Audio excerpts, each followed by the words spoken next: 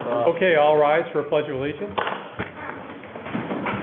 pledge allegiance to the flag of the United States of America and to the republic for which it stands, one nation, under God, indivisible, with liberty and justice for all. Okay, welcome everyone. If I didn't officially call the meeting to order, I just did now. I have some really sad news to share with you all. I received a message from Doug O'Reilly, who is Bobby's son, and she passed away this afternoon. Oh, no. So, yes.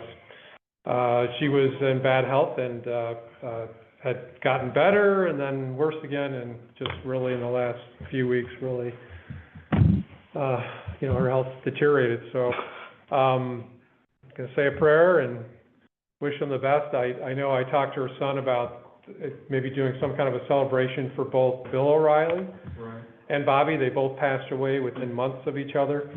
But incredibly sad news, so sorry to start the meeting out this way. Is there a wait?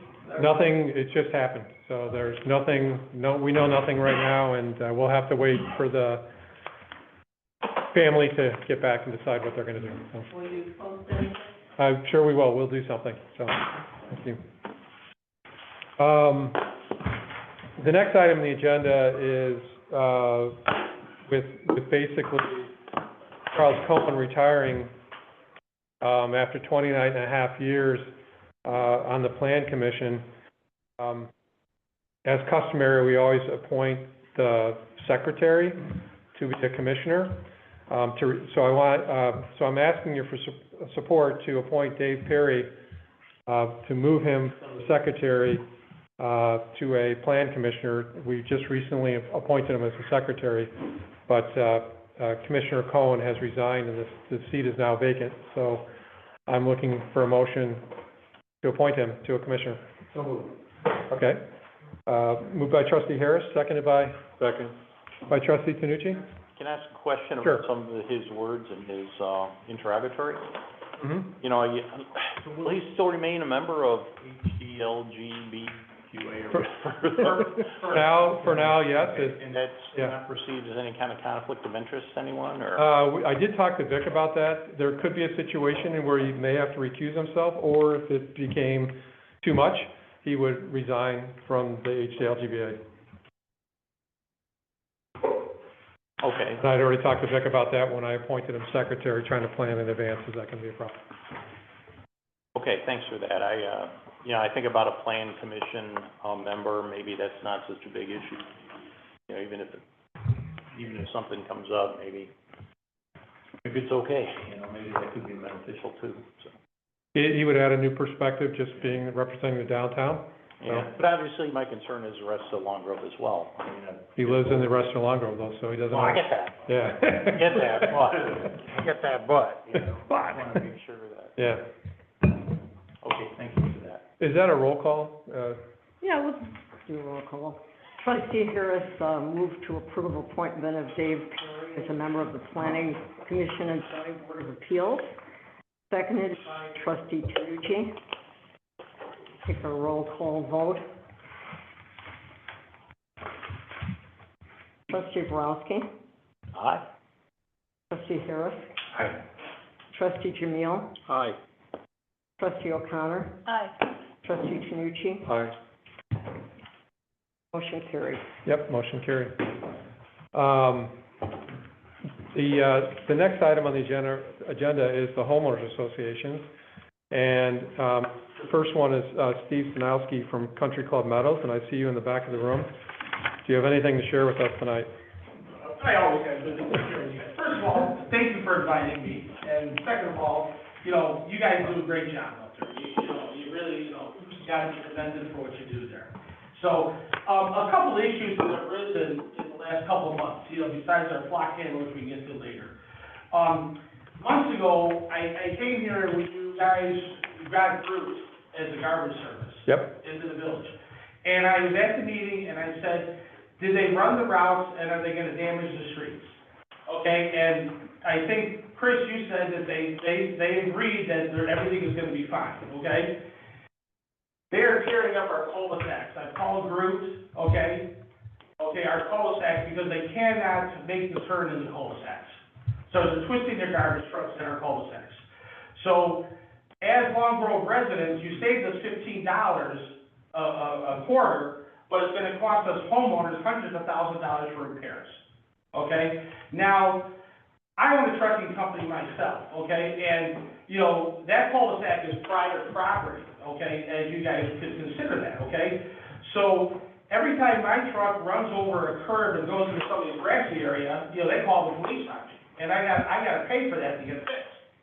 Okay, I don't want us to be calling the sheriff, or have the sheriff follow the garbage truck in the cul-de-sacs and give him a ticket every time he goes to the cul-de-sacs.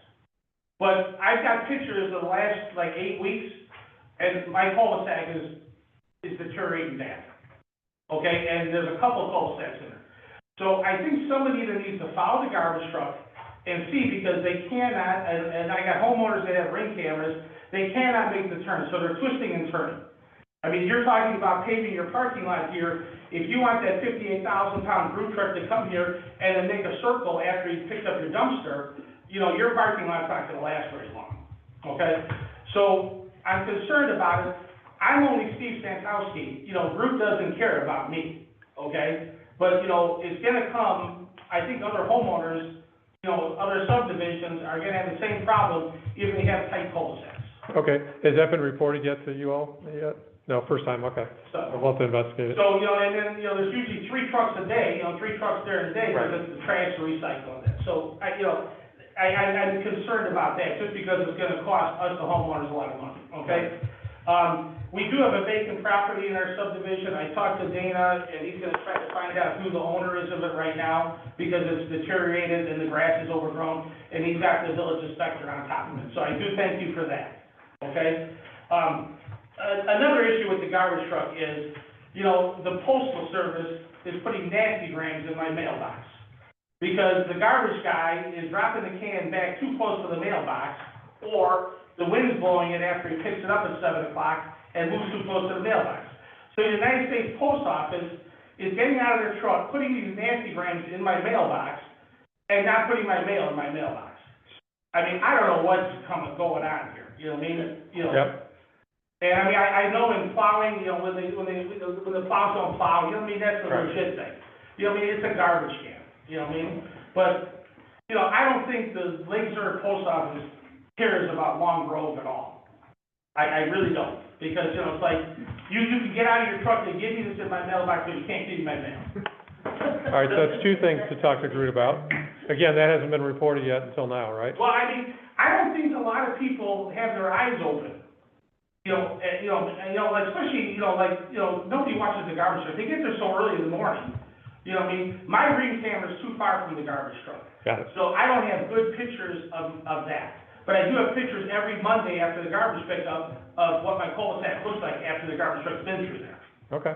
So, you know, that's one issue there. I know we talked about, the speed signs eventually maybe trying to put them in our subdivision or after they're done with Schaefer and stuff like that.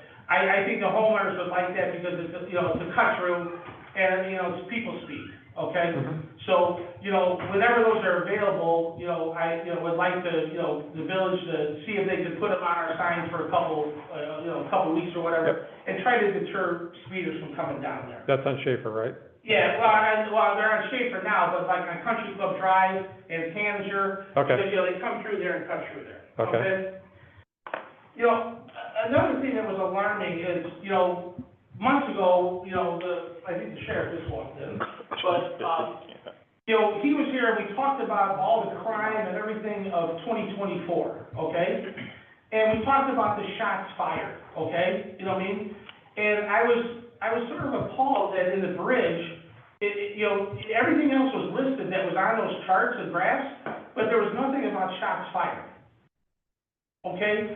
So, I mean, I don't know if that was a missight or whatever, but, you know, people need to know that. You know what I mean? You know, not many people come to the meeting, not many people read a lot of things.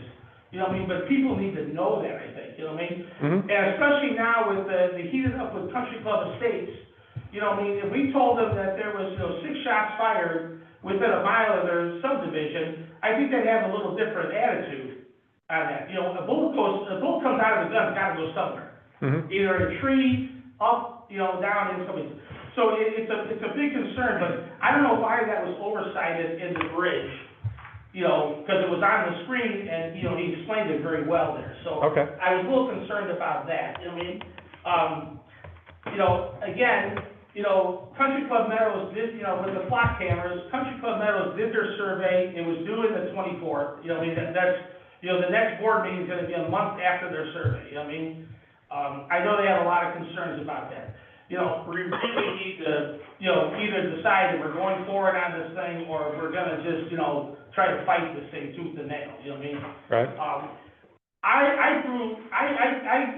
I grew up, I came to Long Grove. I loved Long Grove as a kid. You know, I thought this would be a great place to live. You know, and I lived here for 28 years, and I love the place, but I'm feeling like it's not our community anymore, you know what I mean? You know, there's a lot of things going on that, you know, I mean, we need to make it a safe community again. You know, so, you know, that, you know, I know that the flock camera's a big thing. Also, for the first time in 28 years, I got this email about the solicitation notice, okay? I've never got one of these in 28 years. I got this on June 20th, you know, okay? And, you know, I talked to Rita a little bit on this, but she said, you know, if you go through the right processes, you could get a solicitation notice in the Village of Long Grove, which is fine, okay? I just don't think that, you know, I mean, like, this solicitation notice was granted on the 19th. It didn't come out till the 20th. But like, what happened to the homeowners? I don't know any other homeowner that got this. I have a question about, because that's something that I wanted us to bring back, so I'm glad you got a notice. Did you bring it back? We used to notify the residents when somebody applied for a solicitation permit, and it used to be sent out to everyone. I don't know did this just go locally, or? HOA presidents, all got it. Oh, all the HOA presidents, So then yeah. we need to send this to our residents. Okay, I did not know that, okay? Yeah, because I didn't get one either, but Yeah. we used to get them and disseminate them so that you're Yeah. aware of it. Yeah. And that's a process I asked to be put back in place. We had it, a number of years ago. Yeah. And it informs you, and the reason is that the sheriff's had a few, people have called the police Yeah. because solicitors came to their door, and they should do that if they're unable to show that they have a permit for the Village of Long Grove, but you should know in advance. Yeah, and I mean, also, you know, like, I mean, maybe you know, when you send these out to the homeowner presidents, you could put down, like, what are the hours of solicitation, you know, because I don't know the hours of solicitation. You know, it's light out right now, because someone comes till 9 o'clock. Yep. You know, I mean, so then, as long as we know as homeowner presidents to get these out to our residents, we can try doing that as best as we can, you know what I mean? You know, I mean, I don't like the solicitors that throw the rocks with the little flyer on your driveway, because then eventually it winds up in the ditch somewhere, you know what I mean? Yeah.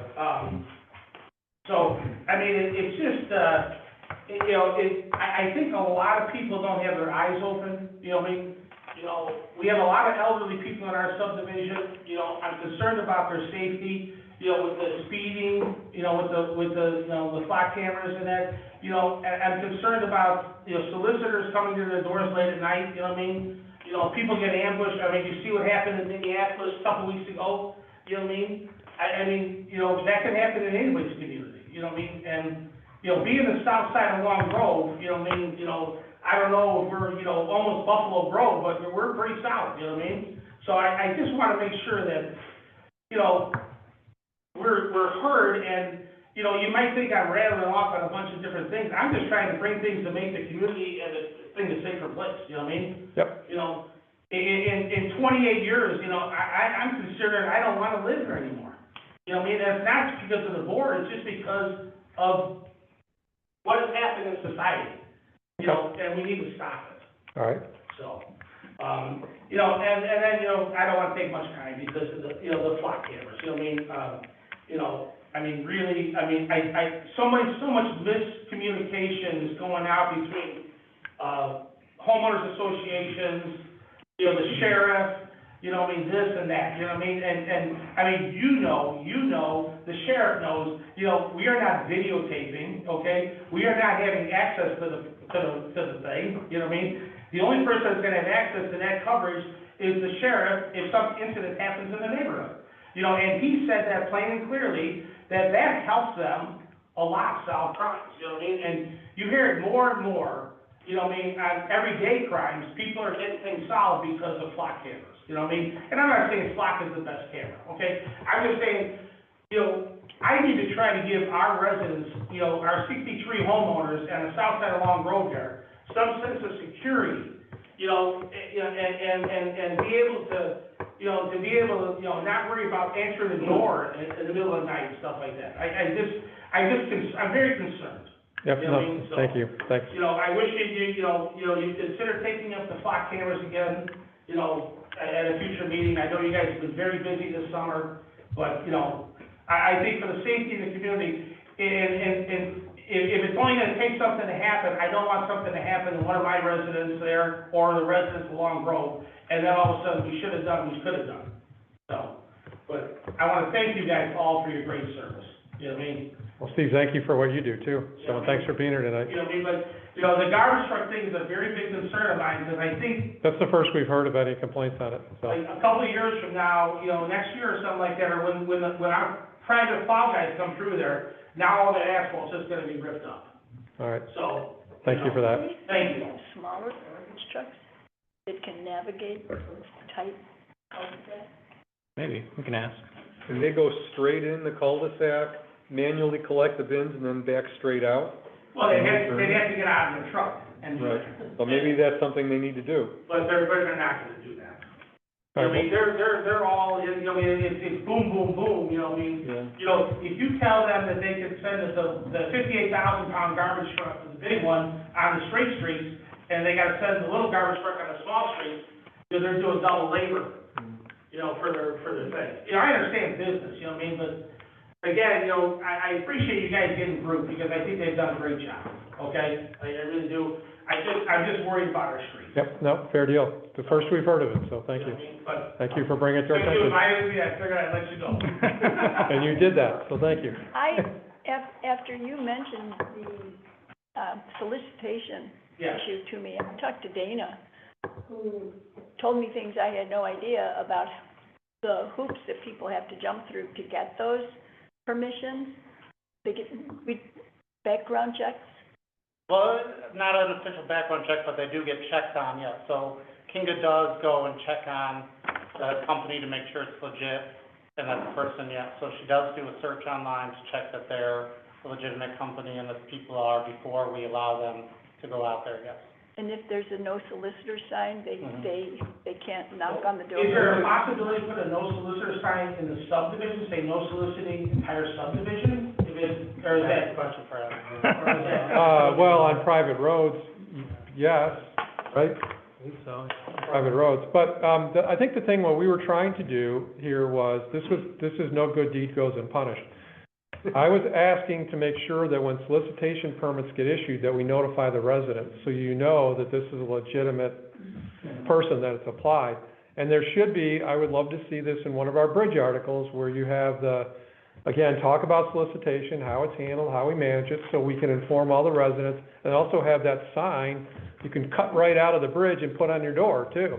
No. And we did that in the past, it's just been a long time, and it's something I asked for, so I'm glad to know that you're getting it, because I didn't hear that it went out yet. Well, yeah. Bad news is that Yeah. it was maybe taken the wrong way. I got it, but I wish I would've given it to the residents, you know what I mean? Well, there'll be more coming, I'm sure. So if you could, if, you know, like, 'cause we have private and public streets, okay? So like, our private streets have stop signs, and we have our own dead end signs there on our cul-de-sac streets. So you're saying that, because it's a private street, we could put no solicitation? I'm pretty sure, Vic, if you wanna weigh in on that, there's some issues, but Vic, if you're there, or can you weigh in? Village Attorney Filippini, you're muted. There, okay. I mean, I'm just, Yes, when you're talking about private property, whether it's a private subdivision or one's home, if you have a no solicitor sign, then there should be no solicitation.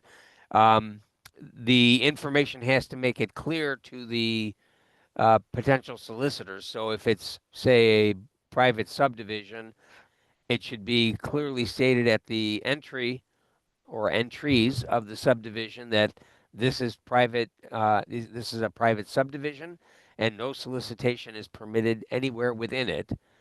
And having that type of sign up should be a basis for turning anyone away. And if they don't heed it, that should expose them to potential liability for violating our ordinances. But, you know, the only thing tough about that is we're half and half. You know, Yep. our main streets are public, our private, our cul-de-sacs are private, so. And ultimately, the solution which President Jacob just mentioned of just having a sign on your door is sufficient. And, you know, to the extent that the village can ease the process by having one of those signs in the bridge to cut out and post on your front door, that would be all that you need to do. I mean, I'd rather not even people walk to my front door. I mean, you know, I don't think that, you know, like, being a solicitor or not a solicitor, if I walked into Chris's door and I'm knocking on Chris's door there, and I'm looking through his windows as I'm knocking on the door, and he doesn't answer the door. I think people shouldn't be looking in windows and get that close to the house, and they shouldn't even be there, so. Again, Steve, thank if the sign is visible and you put it, say, at the front walkway of your home, it's a matter of people having adequate notice to know that there's no solicitation allowed. There is that notice, and they don't heed it. That is a ticketable offense. Well, we get on with it, Okay. but thank you very much. And the only last thing I want to do is, you know, I don't know if you noticed the peddlers out in 83 and 53, you know what I mean? She has her little kid out there in the middle of the meeting. Oh, yes. Okay, so I know, you know, I talked to Rita a little bit, she said just to call the sheriff, you know what I mean? But the one day the sheriff was in front of me and just like drove by him, you know, on a Saturday, you know, but again, that little kid sitting in the middle of the median there, that's a busy, busy street. Yep. And I don't know whose liability it is if some car, you know, jumps the curb and hits them or hits the kid.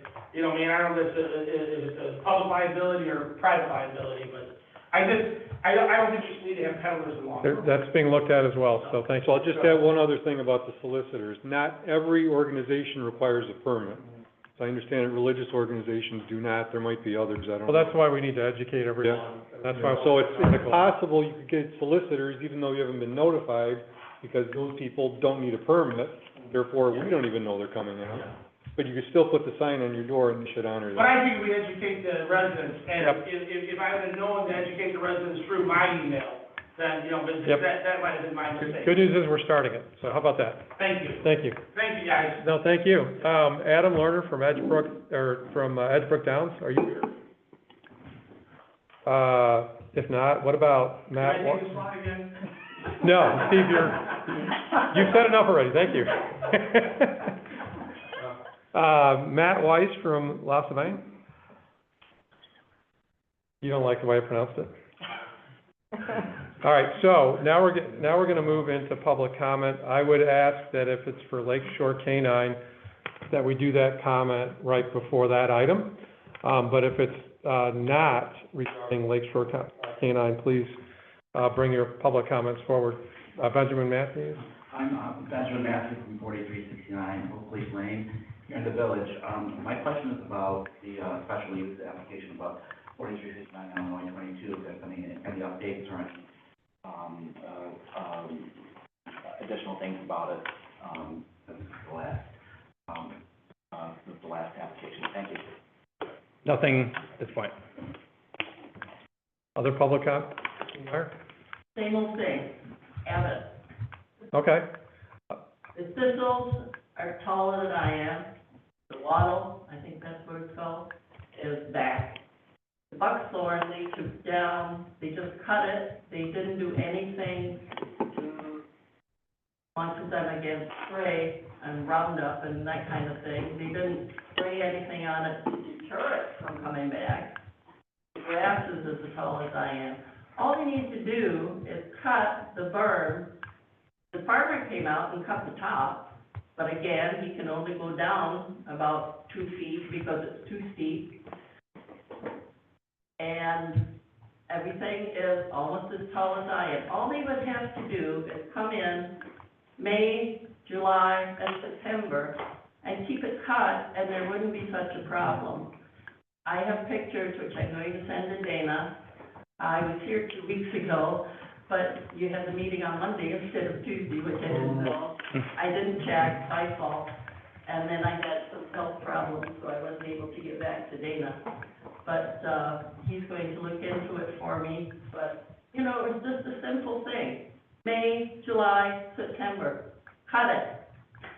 And it would be no problem, and do something to mitigate the buckthorn coming back, because now it's coming into my yard again, the thistles are in my yard again. And as you know, I mentioned last fall, I spent $1,500 trying to get all the weeds and everything out of the back garden area, and they're coming back again.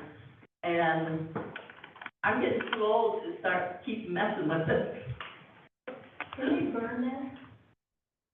Is that, you know, Ken, you know that kind of gardening stuff, can you burn that stuff? Not at this point, it would have to be in the spring or the fall, yeah. Yeah, they did You're gonna- nothing last fall. You're gonna Hundreds send, of acres. yeah, you're gonna send that inspector out, right? Yeah. Yeah, okay.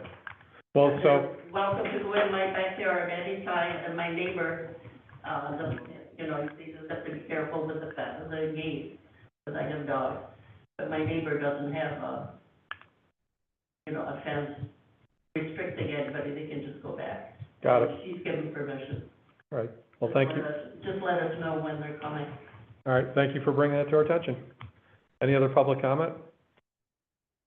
Benjamin? Can I ask one more question?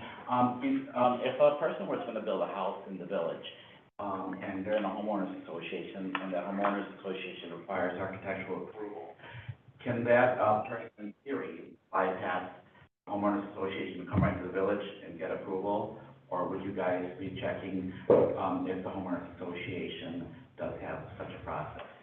We notify the HOA when a building permit or application is received, and then we tell the applicant that it's their responsibility to make sure that it's okay with the HOA. For the argument, if the HOA is not okay with it, then would the village deny the permit? Not unless we're made specifically aware, and then we look into it further, but generally. I mean, typically then it would be the HOA that would take an issue with the person wanting to build a house, and it would be their responsibility to deal with it.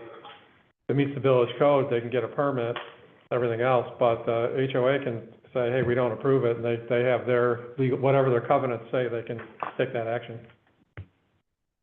They don't get, that information doesn't get transmitted to the HOA.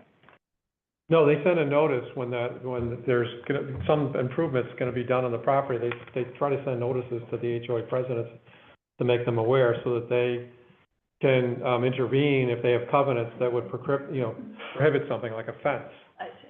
And I know that was a fun one that got mixed up on ours, and the fence went up, and we never were able to get it down, but they didn't notify us, like, the fences aren't allowed in our HOA, so. All right, any other public comment? If not, I'll move to the consent agenda, and there's, 3 items on it. There's approval of the May 2025 Treasurers Report, approval of the June 2025 bill warrant, approval of the regular board meeting minutes from the June 24th meeting, subject to non-substantive revisions. Any questions, or does somebody want to make a motion to approve? I'd like to remove all 3 items from, no, I'm kidding. I move to approve the consent agenda. Moved by trustee Borowski, seconded by trustee O'Connor. That'll be a roll call vote. Okay, motion to approve ordinance granting a special use permit. Oh, I'm sorry, for approval of our consent agenda, items, 6 through 8. And, motion was made by trustee Borowski and seconded by trustee O'Connor. We'll take our roll call vote. Trustee Borowski, Aye. trustee O'Connor, Aye. trustee Harris, Aye. trustee Jamil, Aye. trustee Chiuducci. Aye. Carried. Okay, so now we have discussion and consideration of ordinance granting zoning relief for Lake Shore Canine. I think what we should do first, before we entertain public comment, is there's a presentation that somebody wants to make, is that correct? Yep. So who's making the presentation? Yes, I'm gonna make the presentation. My name is Chris Bocars, from Linear Architects. Okay. And let me, try to share the screen for those online. Share, those in the room too, how about that? Okay, let me see if I can hide things. How do you spell your last name, Chris? Tokars, T-O-K-A-R-Z. All right, can you guys see this okay? Is that coming up all right? Yeah, I'll stay seated, just not to block anyone's views. This is the same slide that were presented at the Plan Commission meeting, just for everyone's reference. A little bit about my company is that we're architects, and we specialize in veterinary care. It's one of our specialties. We've done over 400 veterinary care projects, most of them in the land area, out in other states. We do specialty centers, humane societies, boarding facilities, veterinary clinics, dental clinics, so we kind of touch on everything. And so this project that you're familiar with is the old kitten camp. The slide on the left is just showing the current aerial map. And then on the right is showing kind of this is the current survey. What's important is that we kind of highlighted the existing structures that are to be demolished. Just over time, being that the site has been vacant, it's in really bad shape, as you probably seen when driving by. There's a lot of pavilions, shower facilities, slides, like outdoor recreational equipment. There's all sorts of stuff back there. We are demolishing the structures. We do plan to keep one existing pavilion that's in the middle, and kind of repair that. There's one existing swimming pool that we plan to bring back to life, so to speak. And the existing parking lot plans to be improved. Right now it's gravel and kind of deteriorated, a little bit unorganized. It's kind of just really a formatted parking lot, so we're gonna improve that. There's a wetland area at the top, and there's a kind of curved line that's a 100-year floodplain. Everything north of that is out of the scope. Really the only work that's happening here there is kind of removing those structures that are highlighted, but there's no, we're not planning any sort of structures on that north side. And then that 100-year floodplain line, that's all off of everything north there. We're not going beyond that. You can go scroll on the next slide. This is the proposed site plan. So on the left side, I kind of highlighted where most of the area work is, which is, like I mentioned, improving that parking lot. Currently, there's 2 entry drives into that parking lot. When talking with the county, they requested that we consolidate it to one. So we chose the entry that's furthest away from the intersection, and almost lines up with the intersection across, like the development across the street. That was a request to kind of consolidate. So this will be a new improved parking lot, and the building relocated just adjacent to that. The entry to the building is facing the parking lot. And you can kind of see just north of that, in the corner, that's the existing swimming pool that we plan to keep. What is, I'm sorry? The swimming pool. Okay. That we plan to keep, it'll be fenced off. Right here, is that it right there, or? Right. Oh, it's over here, okay, got it. You can go to the next plan. What's important is that the county, on the site plan, they asked for a 20-foot dedication for any sort of future improvements on the road. So our building and site complies with that, and that's marked on the plans and in the package. Here's the floor plan. So the bottom of the plan is facing the parking lot. That's the main entry. So you kind of have a reception, a retail area for merchandise, There's a separate, grooming, bathing entry, component that's part of the job. There's some support spaces in the middle, which is kind of like offices, bathrooms, some storage rooms. We have, 2 indoor play areas, which are indicated on the plan. And those play areas have outdoor play yards that are fenced off with solid fencing. These are small play yards, they're not very large. And there's also off the lobby is a small animal, area with their own play yard and boarding. Then on the top of the plan, there's 4 separate boarding suites. These are indoor boarding rooms that have capacity of 40, kennels. And they have access also to a fenced outdoor yard as well. And then the pool access is over on the right-hand side of the screen. Scroll down to the next slide. This is the building elevation of it. It would kind of maybe classify it as a little bit of a farmhouse style. It's white siding, metal standing seam roof. Windows are black, and it has some timber decorative entry canopy. The top elevation is the elevation that's facing parking lot, which is going to be probably the most visible, and also the third elevation, which is what would be considered facing the street. And so with that elevation, we kind of added some decorative timber trellises to kind of enhance that side of the building. Scroll down to the next page. This is our tree protection plan. So there was over 300 trees surveyed. We plan only to remove 15 trees, and that's really areas around the parking lot improvement and also the new building. The areas that are highlighted, that's what we would call tree protection. Those are trees that are identified. And these documents were submitted, tree preservation plan, the landscape plan, to the village previously for comment. Next slide.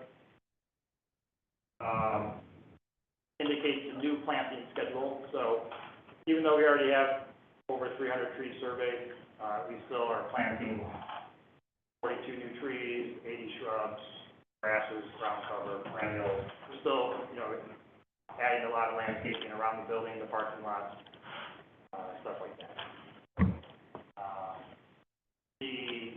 The grass that's being provided in the play yards is what we would consider artificial turf. What we call it perfect turf, because that's the name of the company. They specialize in providing artificial turf for canines. There's a couple of companies out there, but that's what we use on all of our facilities, because you can't tear it up with grass. And they have a drainage system underneath the ground. Next slide. This is a sound mitigation plan. During the last meeting, there was some discussion regarding what we're doing with sound. And so this plan was submitted to kind of show what we were proposing and what we did from the design standpoint. So we pushed the parking lot and the building as far south as possible from the north residence. The building is pretty close situated to where the existing camp shelter is. I think it's maybe 10 feet farther north. That's just the location. The play yards are surrounded in an 8-foot tall fence. And they're also small play yards that, and with that, you're not dealing with a large amount of animals at one time. And what we like to do, the reason why we use solid fencing is because it cuts down any visibility for animals, looking at cars, people, other stuff that we typically would see, or animal seed. We are adding vegetation to the north side of the building, which is kind of where that hatched area is. there's some existing tree cover, and we're maintaining that, we're not removing that. Along the road, all that hatched area, that's all existing vegetation to remain. Same on the east side of the property, where there's existing vegetation. And then this plan kind of got clipped in the presentation, but everything north of that curved line, that is that area that is undisturbed. We're not doing any work on the existing vegetation up there. Is that the floodplain? Yeah, that's the floodplain line, correct. The area just south of that, we're proposing to add some berm for some excess soil that comes with the construction of the site. And so we said that, that would be a great area just to store soil. There's no point of hauling it away if we could kind of build up a berm over there. And that's kind of that little rectangular hatched area towards the top of the screen. The main entry is facing to the south. That's the last slide, correct, Chris? Yep. So I'm happy to answer any questions you have. Also, the owners of the property are sitting behind me, Jordan and Liz, but I think some of you have already met at meetings. Do you want me to leave this up with questions right now, or, Well, I did have one question. How tall is the berm based on how much soil is? We don't know how tall it's gonna be. Well, we got an issue with big tall berms. Well, yeah, I mean, so. As you heard earlier. The conversation became is like, are you gonna have excess soil, can you build a berm? And it's fine, it happens quite a bit on jobs. No. Contractors don't wanna take away soil because they gotta pay someone to move dirt. It's a great business to be in. So I'm just asking, calculated the volume. So typically, once the excavator gets hired for the job, he is gonna do a balance and fill calculation, and he'll know how much access there is. At that time, we'll be able to know what can be stored up there. Obviously, it's not a science, because when they start digging, they may find bad soil down there, and they have to remove it. Clay, you want to build foundations on clay, so if there's bad soil down there, then you have to remove additional and stuff in there. So it's not quite a game. We do soil reports that tell us what's in the ground, but you know how it is. You don't know until you start digging. Thank you. So the discussion was that area we'll mark on our plans to allocate for storage. would this be a good time to go to public comment? Everyone good with that? Sure. Hold on, question. Yeah, we'll hold those questions, I guess, for right now, so, because I did say that we would let the public comment. So I don't know who wants to go first. If you could state your name and. Yes, sir. My name is Nick Standiford. I'm a land use and zoning attorney at a law firm called Shane Banks at 70 West Madison in Chicago. Thank you. Did you have something to share with us? Yes, sir. So I sent in some slides. I don't know if those are, we could share those on the screen. I also have hard copies as well, if that's possible. And they were emailed. What? They were emailed. Yeah, I don't have them on my PC, so. No problem. I'll Yeah. put the hard copies up. Did everyone get a copy of the letter and the Dropbox that I sent? I know it's late in the day. So I have 10 copies, so we can give to the trustees. Okay. I have a copy of your letter. I printed it out. Thank you very That's much. about as far as I got. Yeah, I tried to keep it to one page, Yep. so, what did Hemingway say? I tried to write a letter, to shorten it, but I didn't have enough time, so I tried to keep it short. I have a copy of it. Oh, great, thank you. You gonna pass them out, Rita? No, I'm just gonna take one. Money to go around, get a letter. Does anyone need an extra letter? We've seen them, we've got emails. No, I got it. Is there one for the applicant to look at too? or- Yeah, absolutely. Is there, you wanna share? We can share, or somebody can share? Do you need one? I saw that. Email that came in, okay. We don't, more letters on these. All right, thank you. think the first thing I'm gonna do, though, before I get into the public comment portion, is I'm gonna say thank you to the sheriff. I was on my way here, was visiting the property on the way, and I live up in Lake Forest. And, I looked at the property, and then I drove to the board meeting here, and I was a minute or two late. But I would have been a lot later if the sheriff wouldn't have coordinated getting a massive tree removed from the middle of the road, along with the fire department. I think that's probably why he even came back sweaty. So, they got a huge tree down, they had the firemen out there with a chainsaw, and it was right over the middle of McHenry, old McHenry. So- Some of us drove through there seconds before that tree fell. Yeah, it was, but I thought I was gonna be really late, but they got it out of there very quickly. So I just wanna commend, when I have the opportunity, to commend them on their good public service. So for this, I think the best place to start is, with the property. So I just got brought in a few days ago to kind of take a look at this, the application, the zoning relief plans. And I also learned a little bit, I read the staff report that was prepared for the public meeting. And, so what I learned is that the village wants to do something with this property, right? It's in its current state, the buildings are all boarded up. You can't really see them very well because it's pretty overgrown right in there now. But it's right there, right? I mean, it's pretty close to the right of way there. And it looks like the village wants to do something. I don't know how long it's been vacant, from the camp use, but it's boarded up right now. It doesn't look great. So I can totally understand why the village would want that property to be redeveloped. That makes sense. The property, though, is currently zoned R1, and then residential.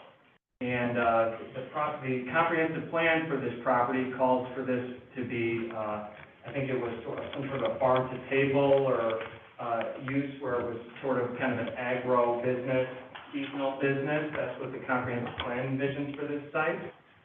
So that's the research I did. I kind of saw, okay, here's what the site currently looks like, here's what the future vision of the village is. And then you look at the plans and compare it to those. And so the first thing I would say is, the kennel is not a permitted or a special use currently in the R1 zoning district. So that's a big part. And as I said, the village comprehensive plan doesn't envision a kennel with up to, I think I heard 40 kennels, but I think there's up to 50 dogs with the testimony from the public hearing. So with that many dogs and with this play area that's outside, my immediate thought was, okay, that's probably going to be noise. And if I was the applicant, I would probably bring a noise study to say, here's what the barking dogs are going to be. I think they said their hours were, I can't remember what time they opened, but they were going to let the dogs out until about 8 p.m. So the closest residence is, I think, 350 or so feet away from the property line, and that's Tim, who's sitting right here. And, that's fairly close. You'll see some slides at the end of this presentation. And I had a law clerk on the call right now, Mohammed. He went through and he looked at other kennels in the area. There's Camp Canine, which is in Long Grove, and there's no residence. I mean, we couldn't find one on the map. So we didn't even put an arrow showing the distance. So they're not really close to any residential for that one. There's, I don't know if this North Shore Canine is affiliated with the Highland Park, North Shore, Canine. It is, isn't it? No, Lake Shore Canine. Oh, you're Lake Shore. Yeah. Is it affiliated? No. Yeah. It's yours, yeah, that's what I thought. Yeah. That project up by me is in a pretty industrial commercial corridor right on Route 41. And I think the nearest residential is, I can't remember, I don't have the plans in front of me, 500 or 800 feet away. So it's further than that. There's another kennel business that's in the plan, also not 300 feet. I think it's much further. So we did that, looking, okay, is this close? Is this the kind of the industry standard, how close this is? And we found that this is closer than normal. So that's why I thought we would be getting a noise study. The residents who live right here, and if you guys, gentlemen, want to raise your hand, these are all property owners to the north of the property. And they're rightfully concerned about noise. And they're rightfully concerned about property values. They're also concerned about, what happens with waste management at the site. I think some of these gentlemen are on wells, drink well water. So, You know, these are concerns that they had. They, you're probably asking, well, did they go to the public hearing? And the answer to that is, I don't believe any of them did. The reason is, I think, Tim was gone, and when he came back, the notice was sitting at his house, but it was after the meeting occurred. Tim was out of town. And then I think the two other gentlemen, Bobby and George, never got a notice. You know, I have the notice, buffer map here. I had my paralegal pull up the notice map, and, it looks like they should have been notified if they were within 250 feet of the property. So, I did a FOIA to see what the notice list said, but, you know, I know that you're probably saying, this is too late, why are they just coming here now? It's because they didn't hear about the planning and zoning committee, planning and zoning commission meeting. So that's why they weren't there, and otherwise, we would have made this presentation then. And we think the recommendation is different. The fact that the planning, I want to make sure I get this right, the planning commission and zoning board of appeals, they required a sound mitigation plan, that's what you saw here tonight. I think they were concerned about noise.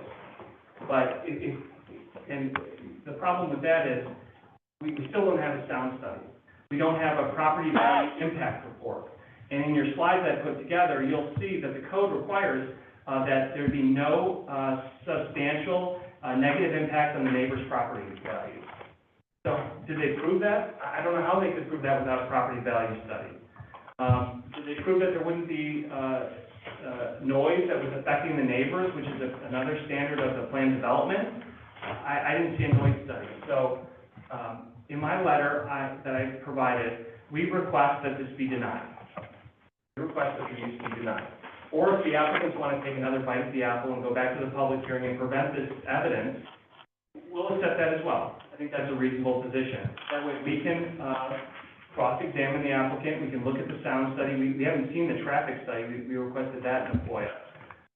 We want to see the sound study, we want to see if there's a property value impact study. We want to see these documents so they can be assured that their properties aren't going to go, property values aren't going to go down the tubes. These are very nice houses in the gated subdivision. And having this type of use near them with barking dogs until 8 p.m. Is certainly very concerning. So, you know, those are my comments. I didn't really go through the slides, and I don't know if we really need to. The most helpful one is that one with the overlay on it. I tried to take the GIS map and I overlaid their site plan to kind of show you, okay, here are the houses in relation to this proposed use. And so that's helpful. It shows you kind of where the fence line would be with that fence we saw. I'm not an expert in noise, but I don't think that fence is going to keep out the sound of 50 barking dogs, or however many are at the property. I also want to make a couple more comments, and I'll try to be brief. In your drop boxes, I made some changes to the draft ordinance. So the ordinance, it looks like it has the wrong address for the property. That would need to be corrected. But the bigger thing is the noise mitigation plan. I think it said it would be subject to final plan development approval. My thought is they should have that now. It's preliminary plan development, they should have the sound mitigation plan, not later on. That's on page 6 of page 7 of the proposed ordinance. I put sound study needed now, final PUD is too late. So it says, let me just read it to everyone so they have it. And I actually have copies, so I don't know why I just pass these out as well. Thank you very much.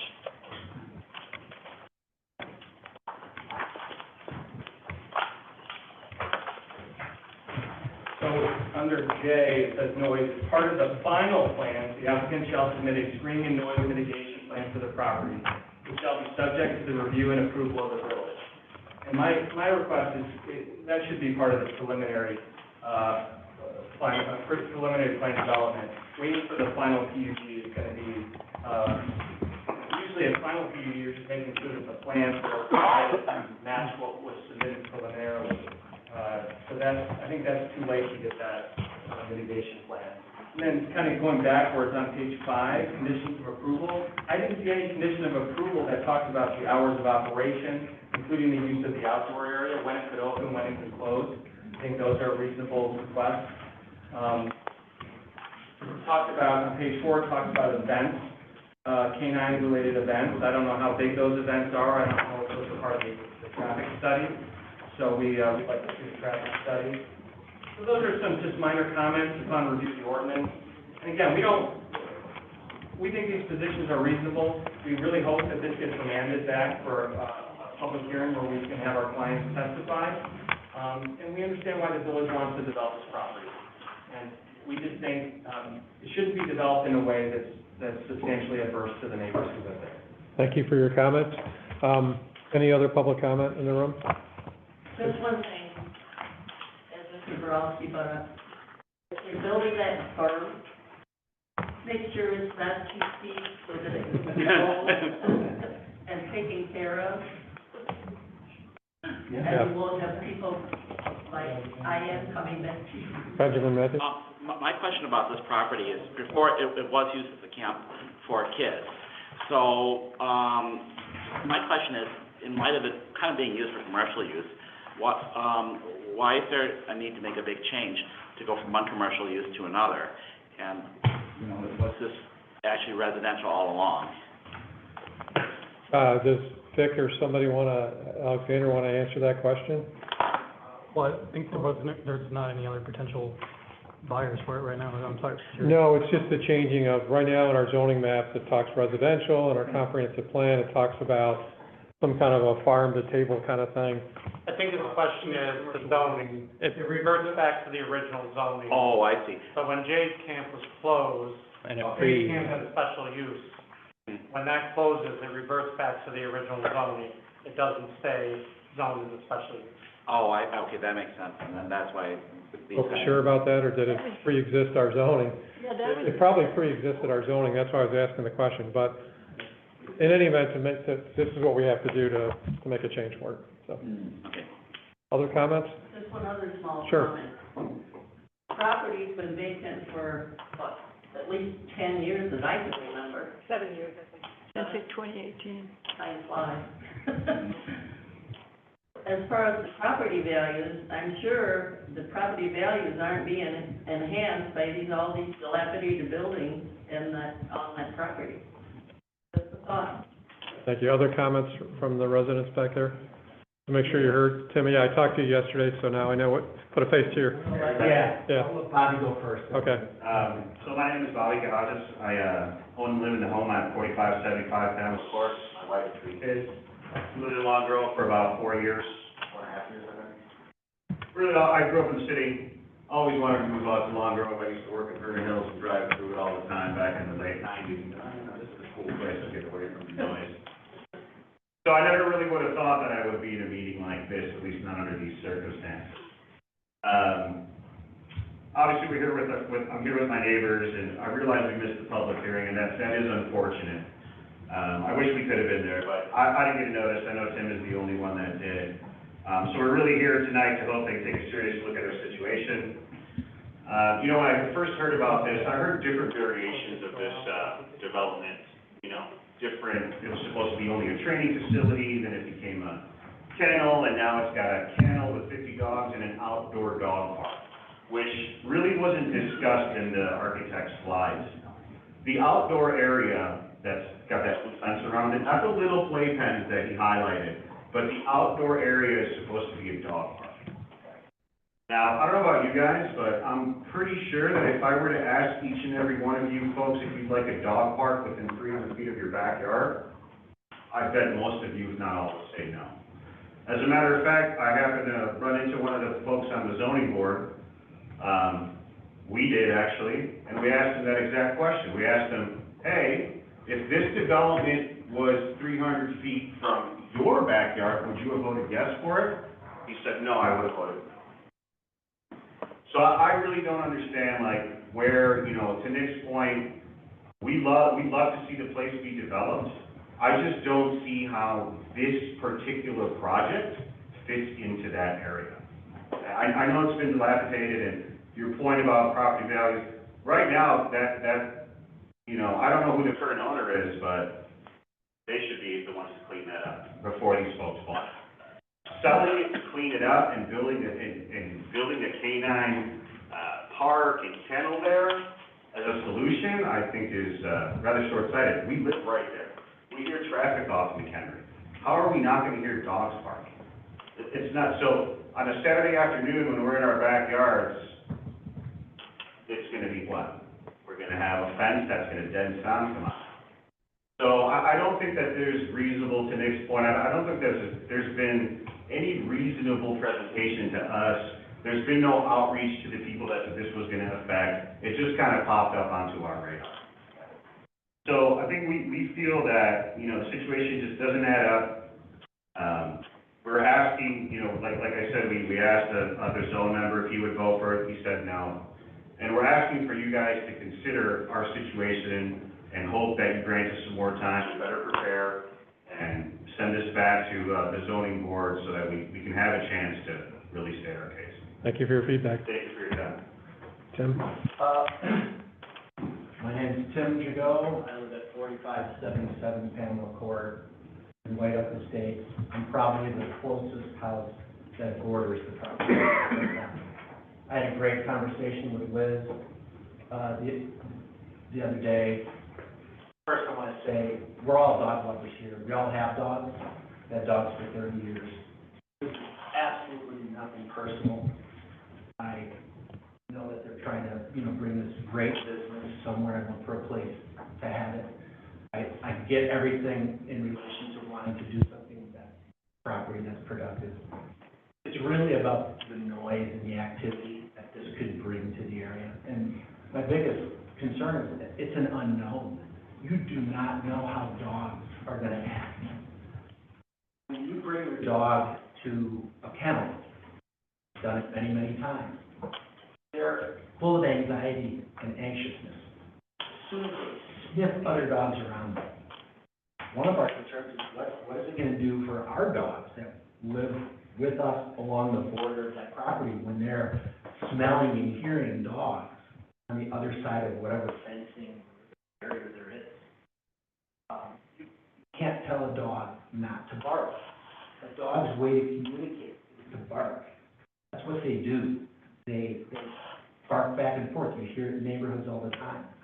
I lived in Long Grove in my home there for 25 years, and we can hear cars on 22 when they rev their engine. It's just hard to believe that any kind of sound mitigation plan is going to deter this type of noise. And property value is a concern, and it should be a concern not only with the White Oak Estates neighborhood, but the neighborhood on southbound 22. The farmland that's east of here that potentially could be, have residences built on there. So whoever owns that property, I think would be concerned with property values. It just doesn't seem like a good fit for what really brought us to Long Grove in the first place and what continued us to have this beautiful, tranquil lifestyle out here, somewhat of a country suburb. So, traffic in that intersection, McHenry and 22 is very, very busy. And by bringing a business of magnitude that could have, you know, 40 for kennels and play, daycares and dog parks, absolutely going to, you know, increase the traffic there. And that's a concern from a safety perspective. Nick, you know, brought up the issue of having seen sound study or something like that. I don't know if that was detailed, but things like that are just questions that are further. So,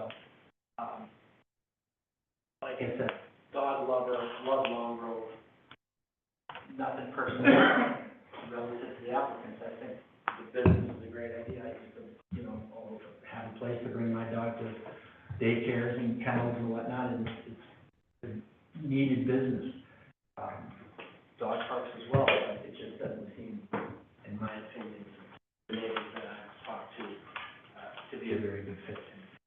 I've talked to 7 other neighbors in my neighborhood that knew nothing about this going on. They didn't receive any kind of notice or had no idea that this property had this proposed development that was potentially going to be going in there. So Thank you.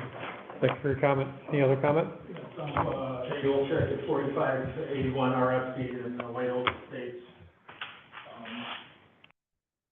Ken just said, just recently found out about this in the last couple of weeks.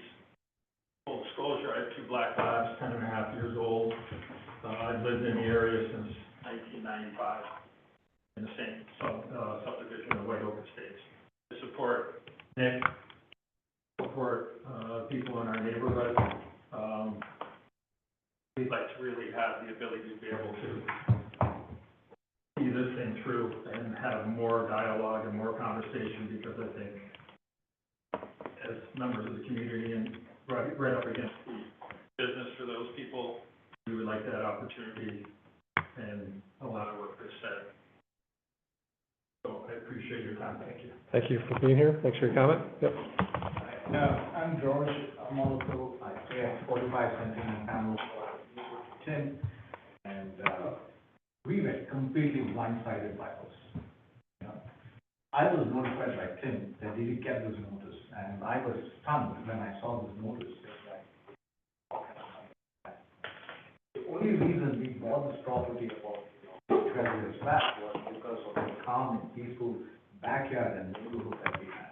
It was calm, very peaceful, great for the children to grow up. But when I saw this, I said, this is completely blindsided. We did not receive the initial notice of the hearing and everything. And I went through some of the documents that, the architect had put over there. The first thing that I saw was that the sound mitigation study, sound barrier, that is, I would say, completely garbage. This is my first opinion. It's a PVC sound fencing. It's not come out with, soundproofing barrier that is coming out there. It's just a PVC sound fencing. You can put a PVC sound fencing here and after check the sound decibels between the dog barking here and dog barking on the other side. And you'll see that the sound decibels are, you can hear the sound decibels there. There have been litigation cases that I saw that is there where owners have won because of the sound decibels that is, that comes over there. So that is something that we need to look at. What's the sound decibel? Second important thing is we use well water. We have wells in the property that use, drinking water. And this is on a floodplain that's coming over there. Now, the floodplain is coming, and we have the, the dog waste, and then the chemicals that they're going to use for cleaning and all that, that's going to sink there. And with the flood coming on board, this is all going to go into the groundwater, and this is going to come straight into, the water that we use for our daily living, drinking, showering, everything.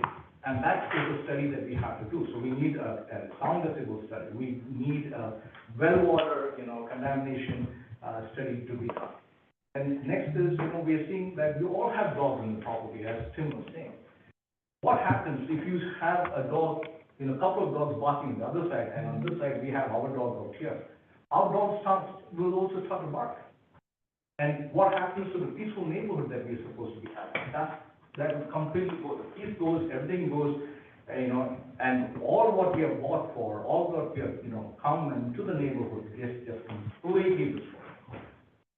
So, and then we are seeing all the other areas of, the traffic congestion that will, come in over there, the other noise pollution that will come in over there. So we are going to see a multitude of, areas that we need to look.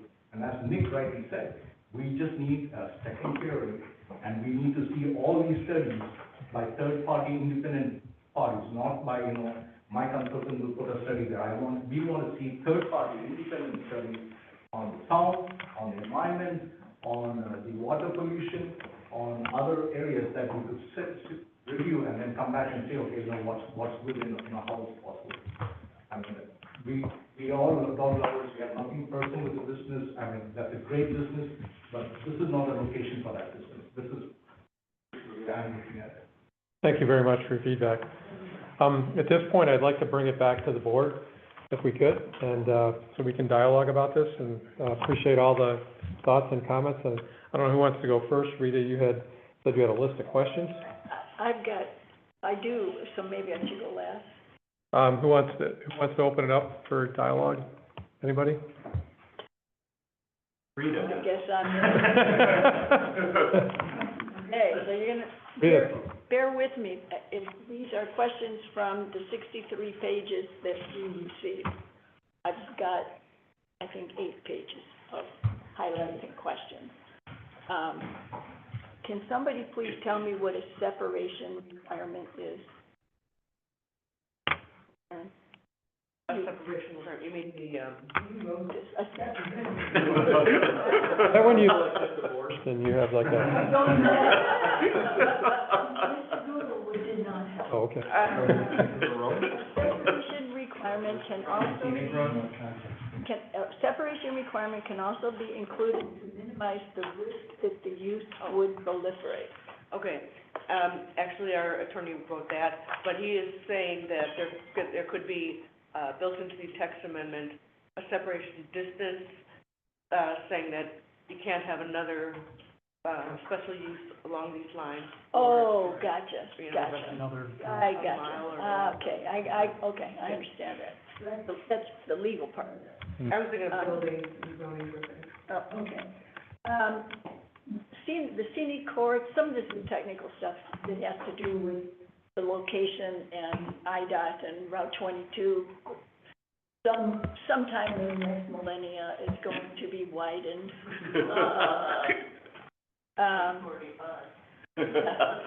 Dream on, dream on. Scenic corridor easement.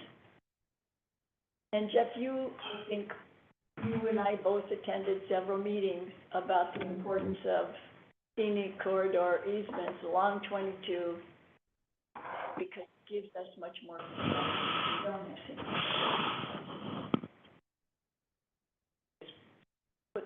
Put an exclamation point on how important scenic corridor easements are. So how would 22 being widened, are we in any potential trouble because this would not be part of the typical scenic corridor easement that we have along Route 22 in Long Grove? If it's all right, I'll jump in on that one. This is Vic. Oh, my gosh. I was ready to go. The scenic corridor easement is something that the village has developed along Route 22 in order to, in part, have some greater say in what IDOT might do with Route 22. This property, however, isn't on 22. And so any kind of adjustment in the scenic corridor easement isn't going to be impactful to the 22 widening. The language in the text amendment, as well as the proposed site plan, because the buildings are all toward that southern point of the property, they do not fully comport with what our scenic corridor would typically be. And in approving the site plan where the buildings were in fact to the southernmost point of the property, we would be giving some grace to them from the standard scenic corridor requirements. But this doesn't affect any of our Route 22 scenic corridors. How is this not on 22? Old McHenry, Pretty far away from it. Yeah. across. It's on both though, or no, the parcel doesn't even touch 22. This property is touch north it. of 22. Doesn't touch it, yeah. I know that. Oh, I see what you're saying. Yeah, it doesn't even touch I see it. what you're saying. Yeah. Okay, all right. And there's can somebody give me a little more detail on the 20-foot right-of-way dedication versus I think it's 100, has been 100 feet?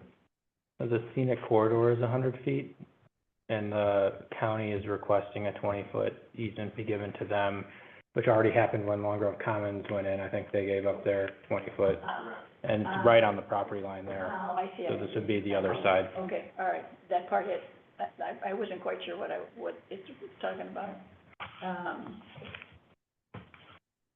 And does this have anything to do, as far as the floodplain is concerned, with the property that a resident of White Oak Estates wanted to buy? It was across the street from him, and it was touching on the floodplain. He wanted to build a house with a pool, is the back of this property, I remember that, I think that was right there. 42 Kimberly Court. That was further Yeah, east. it's further east, but it's the same waterway. the same floodplain area? Yeah. With all those, Floodplain, all those property trees? is west, Yeah, all yeah. is east, it's the same one. So this development would affect that, or has he given up on that, do we know? Would affect it, I think we're too early to say on that, because it's a function of runoff and, you know, there's gonna be a push-pull here, there's gonna be impervious area that's removed from the site and then some that's added, so, we're not at the point where we can assess that, that's more of a final engineering type, Okay, and while we're on that, this berm that's, we know our history of berms. Very well. So, because there's a floodplain, because right now, impervious surface, there's a whole bunch of pervious surface. And if you're near a floodplain and you put a berm up there, how big, how far, how whatever, what happens if you get a 100-year rain? You guys can correct me if I'm wrong, but, okay, so we're talking about a berm along the east property line, right?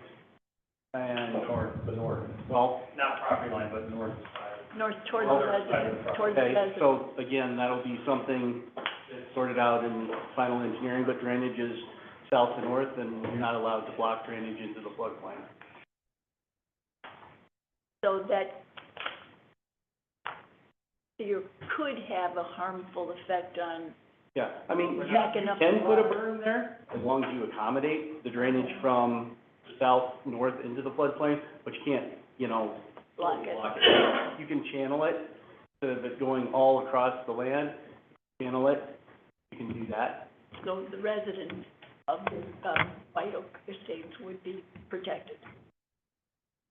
If that's, the route the developer wants to go, or the applicant wants to go, correct? Hey, Rita, can I just interject here? And just real quick, do they have access to the public sewer? Did I get that right? Yeah, there's, county sewer on the opposite side. I thought I read it in one of the documents. I don't think it was in this summary. Yeah. It was, okay, got it. So all that waste that's coming from the pet, when they rinse off those kennels or whatever, Preliminary plans are to connect to the county sewer. they will connect to the county sewer, so it won't go into a septic system. Okay, thank you, sorry. But the concern is the well water, the drinking water, not the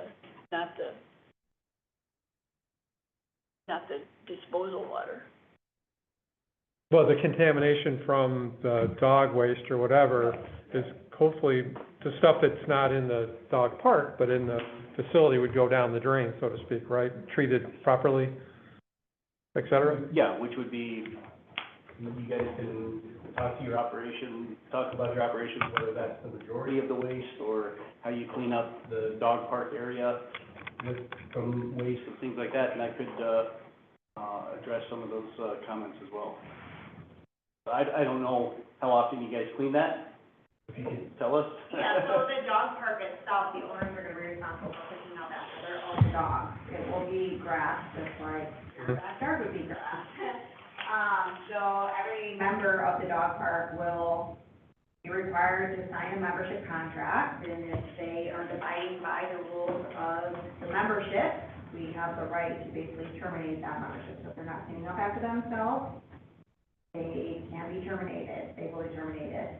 That will go into a garbage can, which will then go into a larger trash can. Thank you. Thank you.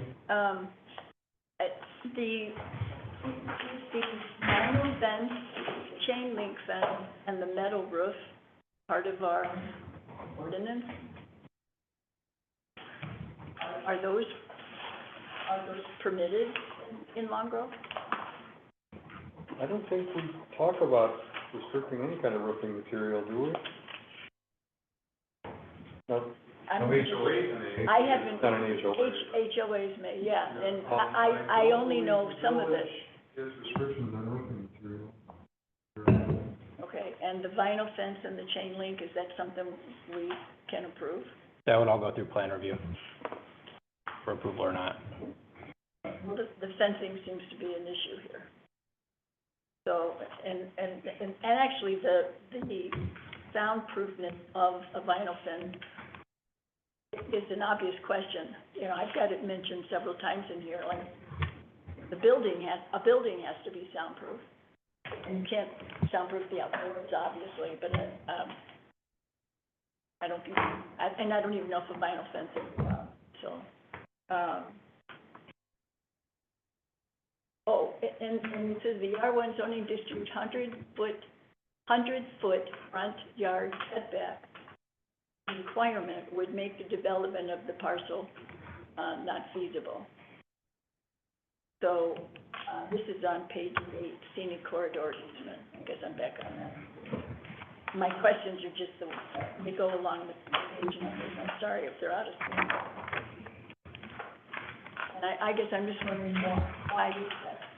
If you take the 20 feet for the right-of-way dedication, which I think is more than easement, I think it's the actual dedication to the county Department of Transportation. Right. The scenic corridor easement, if required, would start at the back edge of that, like on the property.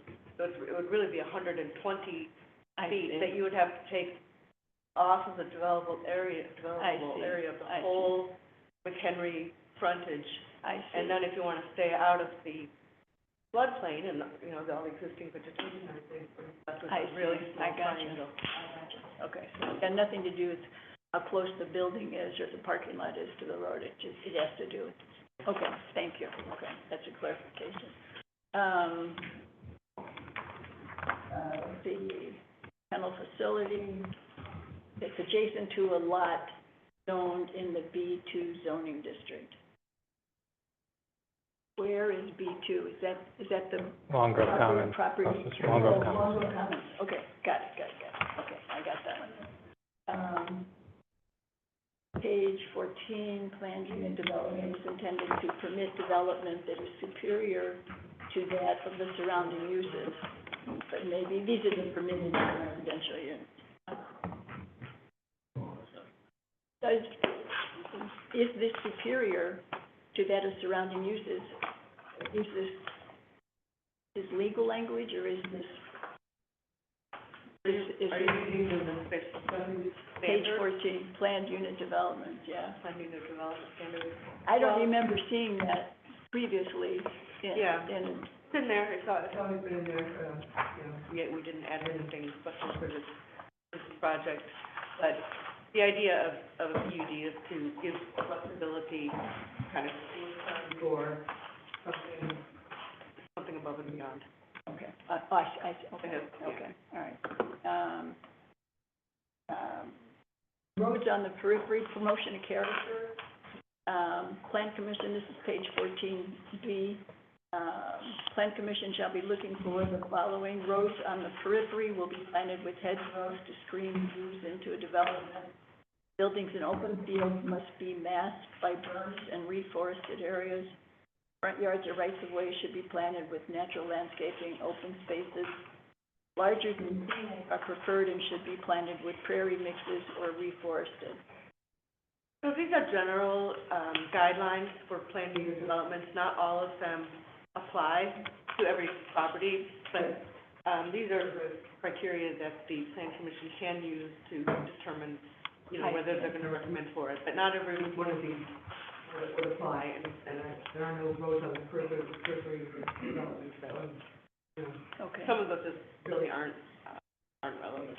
Okay, and the trees that are coming down, I think there are 15 of them. Did an arborist look at the property at all with the trees and what trees they want to replace? So arborist goes out there and, he tags and categorizes trees. It's on the tree preservation plan, there's a big schedule. That tells you the number of, like the tag number, the name of the tree, the condition, and then there's a plan that shows where it's located. And so that's all been submitted to the village in the first round, and then they provided comments, not just the tree preservation, but for the whole package, and then it's been revised and resubmitted what we have. So the tree preservation plan has what the arborist conditions are. Are any of them like oak trees or, I mean, you did white oak, they, do you know any of the 15? And, and also, Nick, on that same topic, will the construction damage roots of what's there? Yeah, so, on the one plan I had like little circles around trees, and so that's the critical root zone. And so, and that's kind of, and those are kind of circled around the construction area, and so those would have tree protection fences around them. We didn't cloud areas where like, 500 feet north of the building because there's no construction area. So just the areas around the building, we showed circles, and that was a request by the village reviewer to show that. And so we resubmitted that. To answer your question, like what type of trees there are, everything: cottonwoods, lindens, ashes, maples, silver maples, pines, cherries, black cherries, black walnuts, box elder. Like I said, there's 366 tree surveys, so it's a lot. The ones that you asked about being removed, black walnut, silver maple, pear tree, linden, ash, another linden, arborvitae, another pear tree. No oaks. Thank you. I don't think there's any oaks on. There's one.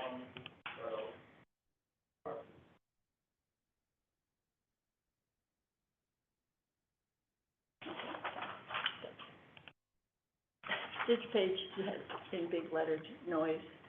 What are the noise inhibitors that you use in Highland Park?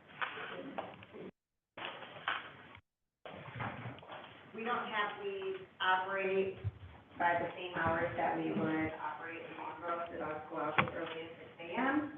It's a similar setup in the sense that the dogs have outdoor areas with canine grass and vinyl fencing so that it limits visibility.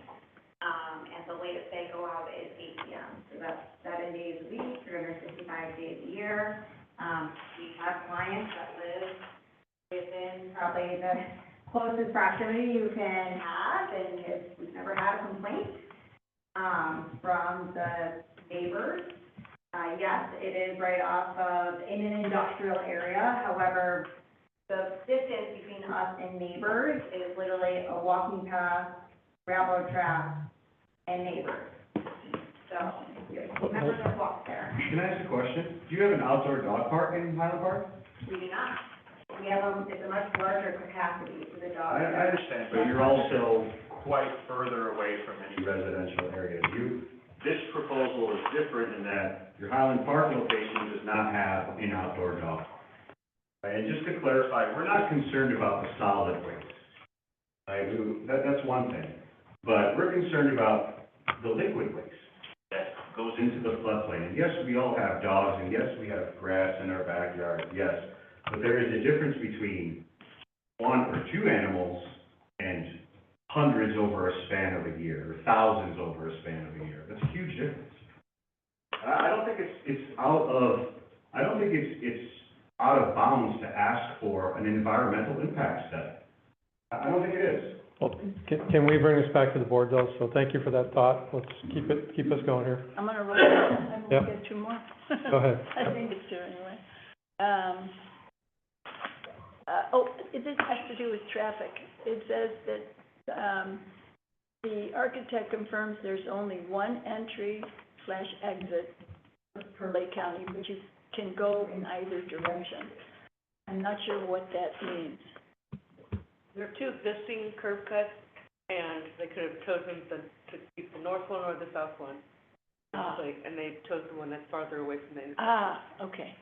I just didn't know. Yeah, that was a request, I think, from LCDOT. Yeah, and they could turn left or right. It's not like a right in, right out only situation.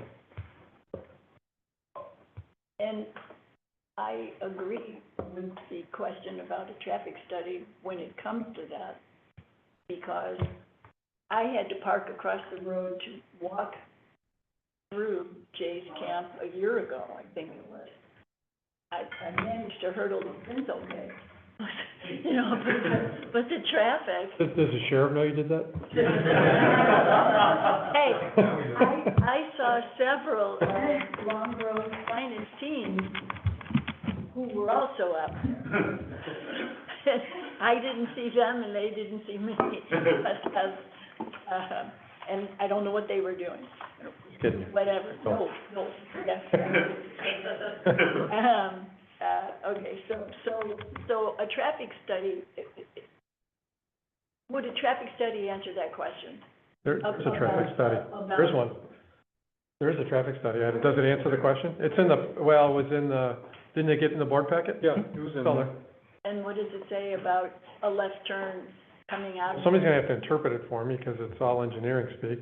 Well, I agree. Yeah. I probably, then if it's there, I saw it and thought, this is Greek.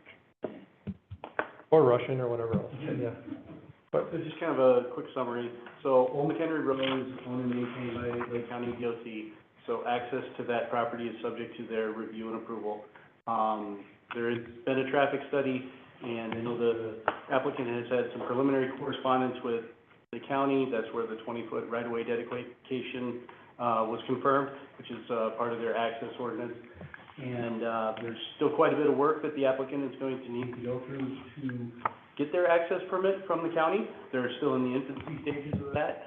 So what I can tell you is, based on the existing traffic volumes on Old McHenry Road, which they counted back in April, and the proposed traffic study, which is, or the proposed traffic generation, which is based on the Institute of Transportation Engineers, it's going to add about 1% to the traffic volume on Old McHenry Road. Well, thank you. I'm more concerned about, is a left turn out of there during rush hour gonna be like trying to make a left turn on, Schaefer off of Old 53 at rush hour? So there's going to be delays doing that. Actually, if I remember correctly, you're gonna have more delays in the morning doing that than the afternoon, because of everybody trying to go, let's call it southbound on Old McHenry Road. So that's something that the county is going to look at and make sure it's done, safely.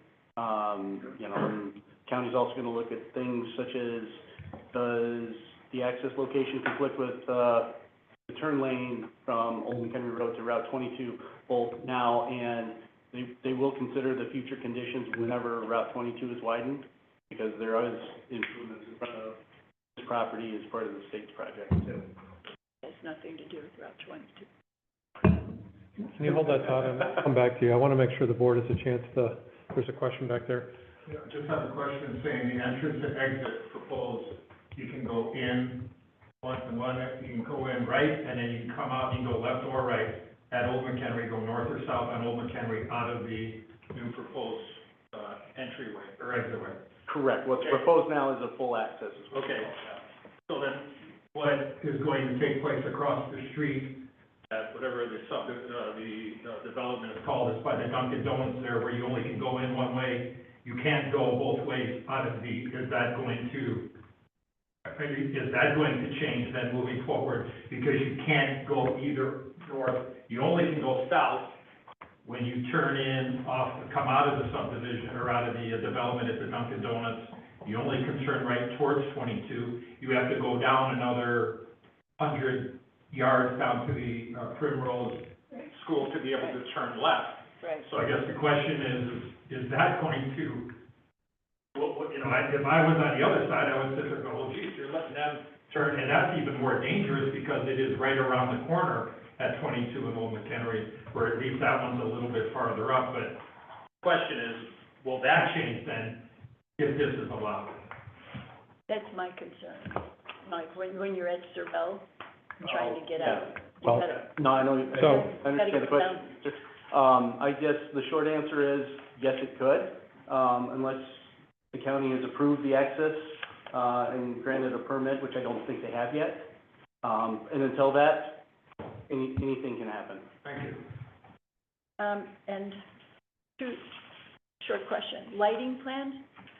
I'm guessing that you're thinking of low lighting at nighttime, down lighting, like instead of, Yeah, we submitted a photometric study, it's done by our lighting supplier. They provide a plan that talks about candles, how it shines on the surface. They also provided kind of like a rendering version of it that you can kind of see. All of the lighting, the parking lot lights and the building lights have cutoff lights, meaning they're not like acorns or stuff you see maybe on street lights. They have cutoffs, so they're not light all over the place. And it shows on the photometrics plan that at the property line, you're almost at zero, if not zero. And this is talking about the south side of the property. There's no lights great, anything north of the building. oh, So- nothing, So, okay, all right, on the concept site, because it's kind of a weird shaped site, yeah, the building, and you saw on the parking is on the south side of the property. yes, And that was done intentionally, to, like I said, keep it away from the north. That's where the sanitary sewer is, that's where the existing curb cuts that we're allowed to use from the county. There's a different parking lot that we can improve, so there's a lot of stuff there that we can reutilize. And the distance from the building to the north property line is 650 to 660 feet.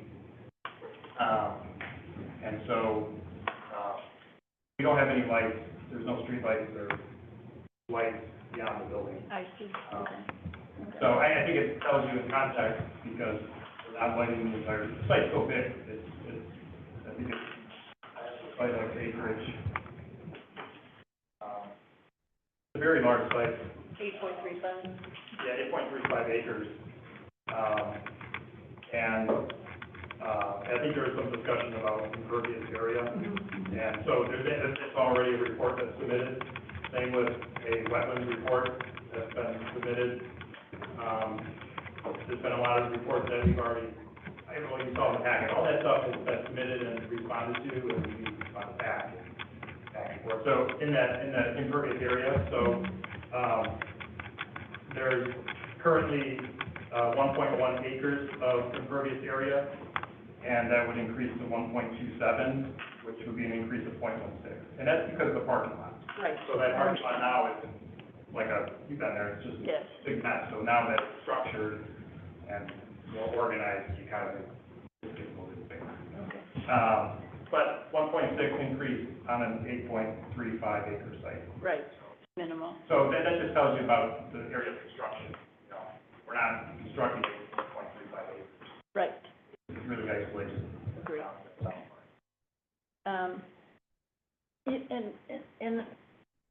It seems to be, I haven't had a dog since I had to put down the dog I loved the most. I'm never doing it again. But when we had a dog, and we went to the animal park, or dog park in, Wakanda. I don't know if any of y'all use that. No, but I know where it is. Lakewood. Yeah. I never heard barking. There were dogs everywhere, a lot of sniffing going on. You know, they love to do that, but I didn't hear barking. So you get barking from little yappy dogs, pretty much, I think, usually. So when they're outside, tell me what your experience is now, because I've been to a dog park. Yeah, I can tell you my experience with it, and I'll let Liz talk Yeah. as well, from her existing business. So, like I said, we design veterinary care projects, and all sorts of different types. In our experience, outside kennels create noise, meaning that you have a row of X amount of dogs in kennels. Those dogs tend to bark. We don't have kennels here. on the outside of the building, everything inside the building. Also, when you have unsupervised animals, like your neighbor's backyard, where he's inside watching TV and he lets his dog out, and the dog's barking for an hour. It happens in my neighborhood, it happens in everyone's neighborhood. That's not the case either. Everything is supervised, and Liz can talk about that. It's also the amount of animals. So, we have 50 kennels, in the building, there's 40 in the kennel. That's not a lot in my profession. We do, some of these facilities will house 200, 300 dogs at one time. Pretty common, and I'm sure you drove past a lot of these, and you may never know there's 300 dogs in there. So this is not that. This is 50 dogs is a very, very low number of animals. I have another project going on that has, under construction right now, that probably has 3 times as many kennels inside. So 50 is not a lot. It's a very low number. I believe I read there's only 10 outside at one shared time. Only 10 at a time outside. Yeah, and I think, Liz can talk about the operations part of it, if you want to talk about how you operate. So the 10 outside at one time, it's gonna be separated, obviously, depending on the dogs in the facility. The yards aren't gonna be that big, so even from a safety standpoint, we likely will not be able to have more than 10 dogs. I know the concern is obviously the dog park probably more so than the dogs in the facility. To Chris's point, and to your point, a dog that is participating in appropriate, engaging play, where they're happy and content, is likely not barking.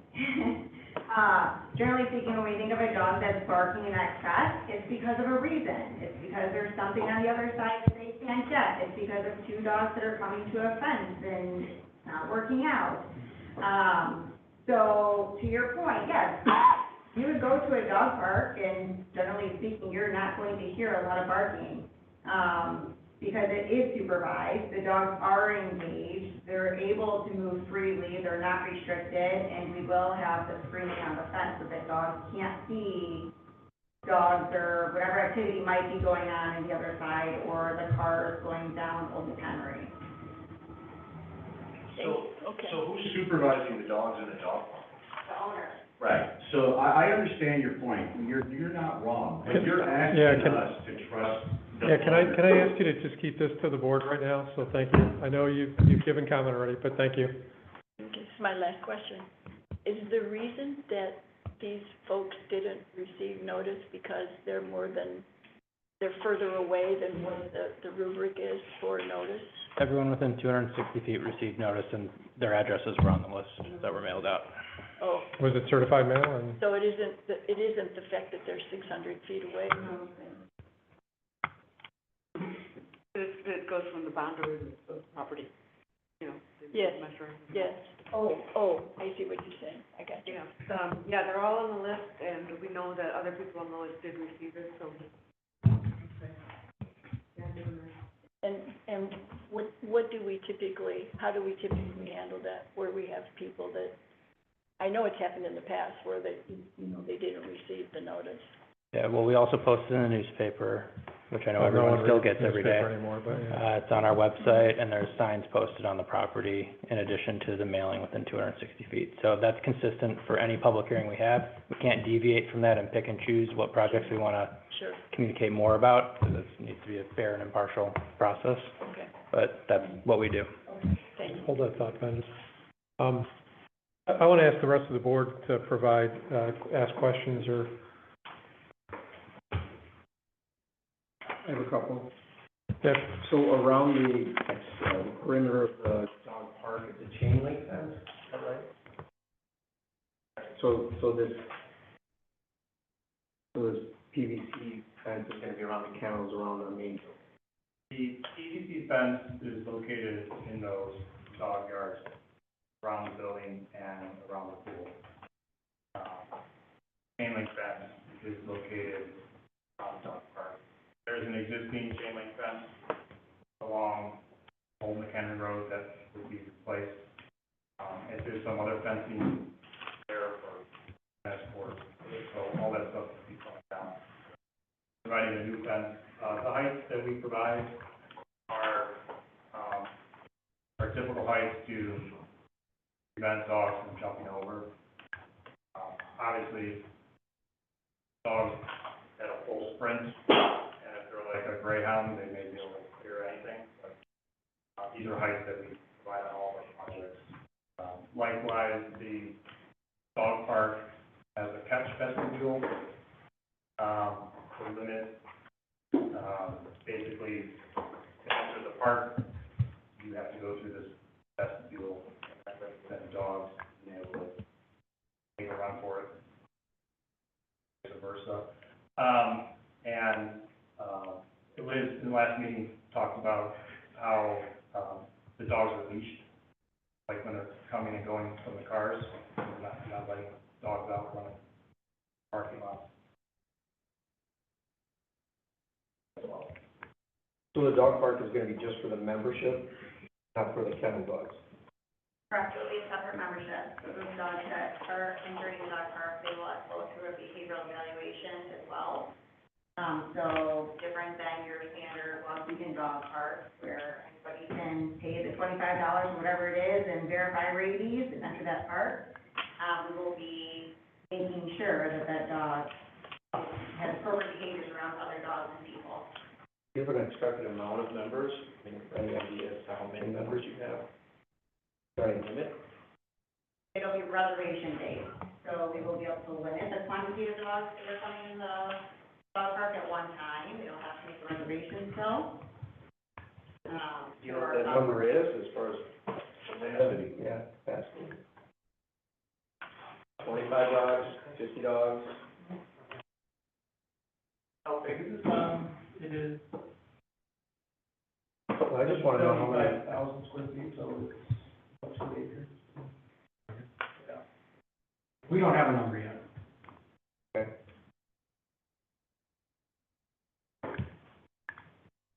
Can you throw a dart? Give us lay people an idea of what that is by chance. I mean, just throw a dart.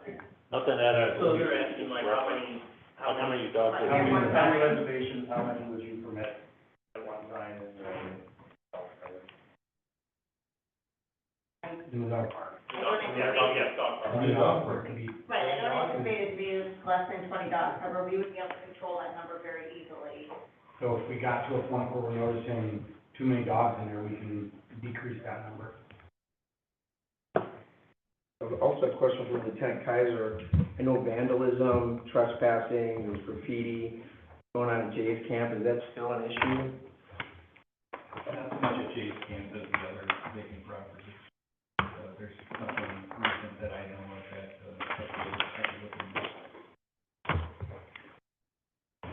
Okay.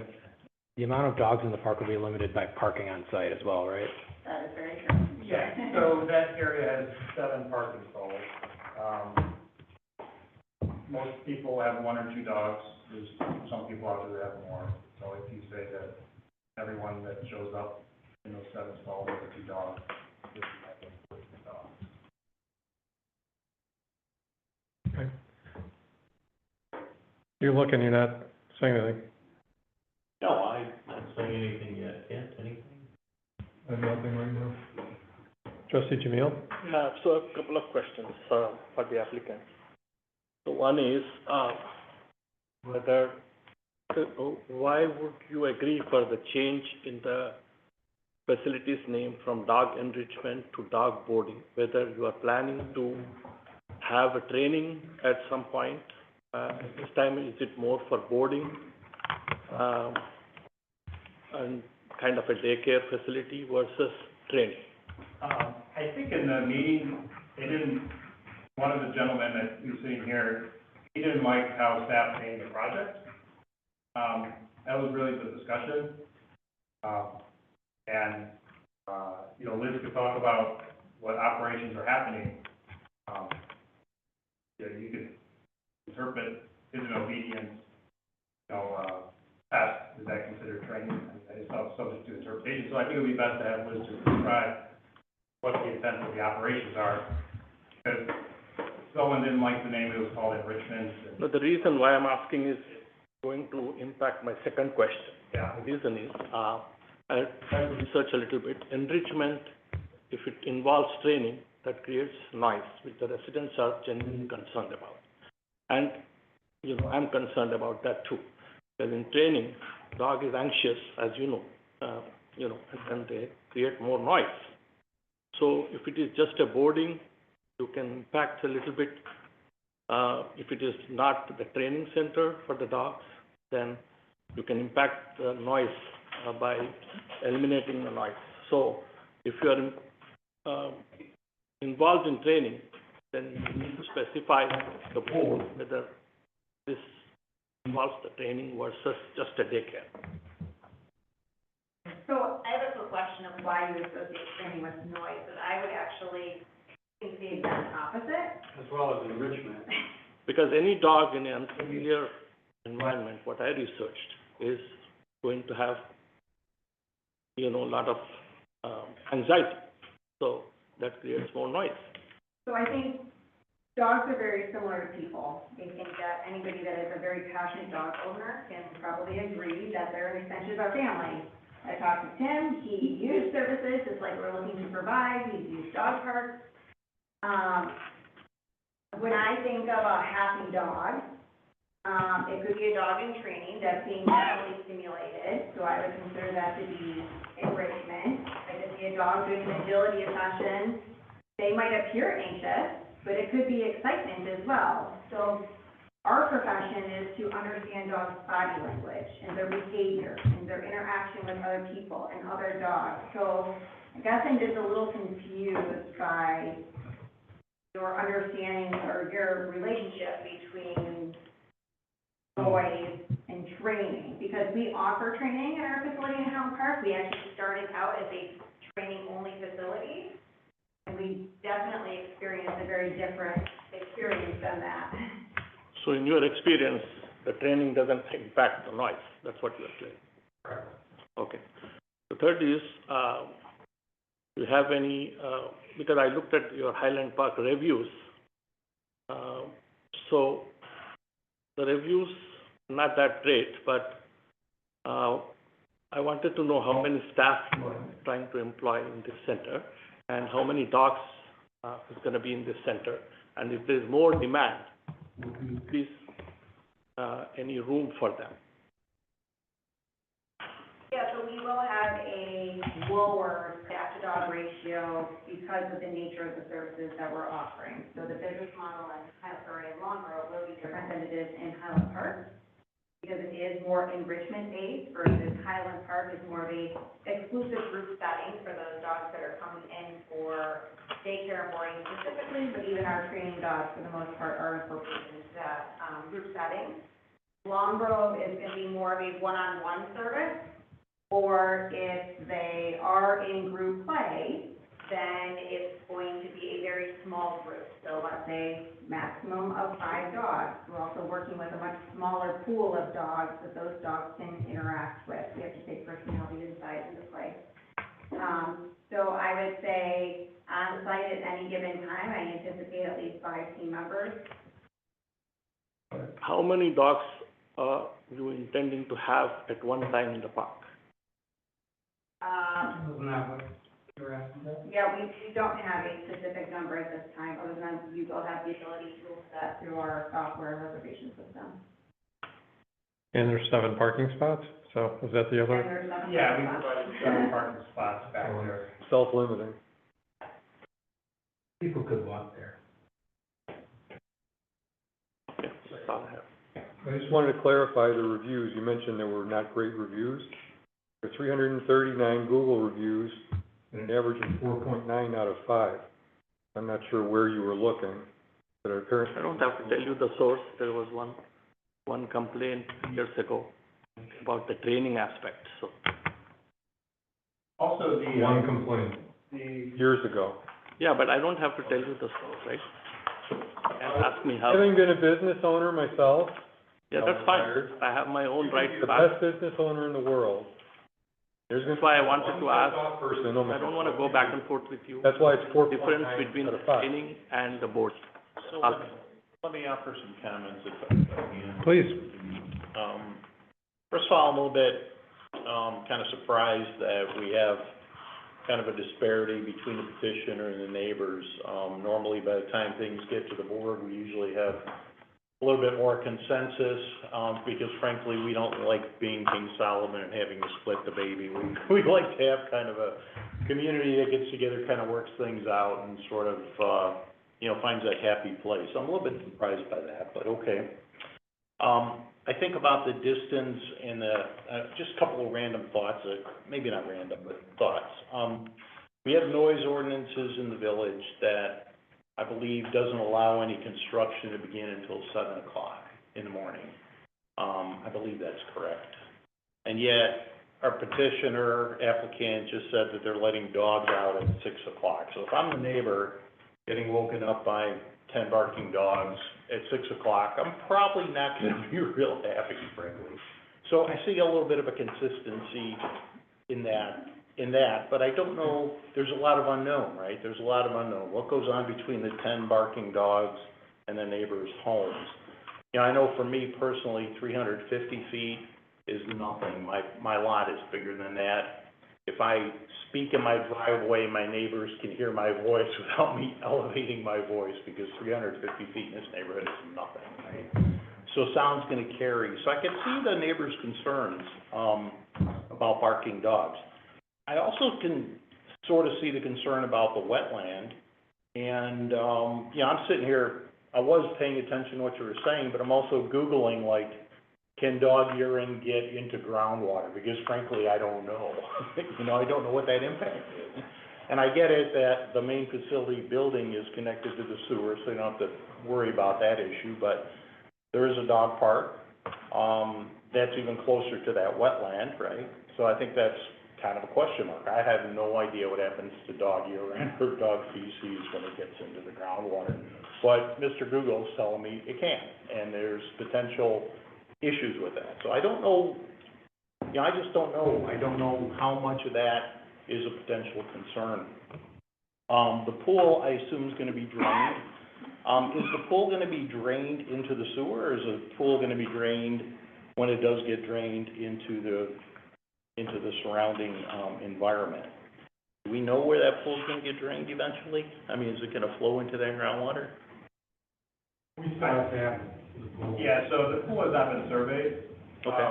It will be maintained and closed by a company, probably the same company that residents use in this area. I don't own a pool. I would assume maybe some of you do, and I would say the company that closes it, does he dump it down your sewer, or does he put it in your backyard? We don't have sewers. That's the issue, right? So the guy behind you at the pool, probably when he closes it, he probably dumps it into his backyard. Yeah, it goes in the soil. True, but I assume it's dogs in the pool and not children in the pool, right? We do have a sewer. Right. And I guess we would have to work it out with the village. Do they want, when it's closed, us to dump it down there or not? It's not our sewer, is it? It's the county sewer. The county. It's the county sewer, so it's not working it out with the village, it's the county sewer. All of our communications have been with the community, the village and the county parallel. Fair. It's not a one or the other, which I think is the best way of doing it. But what I'm trying to do is get to a point where we I would mitigate say- the residents' concerns, right, and sort of So find there a is happy place. There is a wetland report that talks about the drainage in the area, and as you see in the report, it's not just our property, the property side.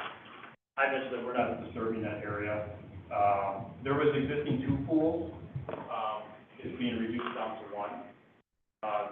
Base Camp didn't have a sewer, we're now gonna be connecting to the county sewer system. Right. If there's a condition that you want us, when the pool's drained, to go into the sanitary sewer, we don't see a problem with that.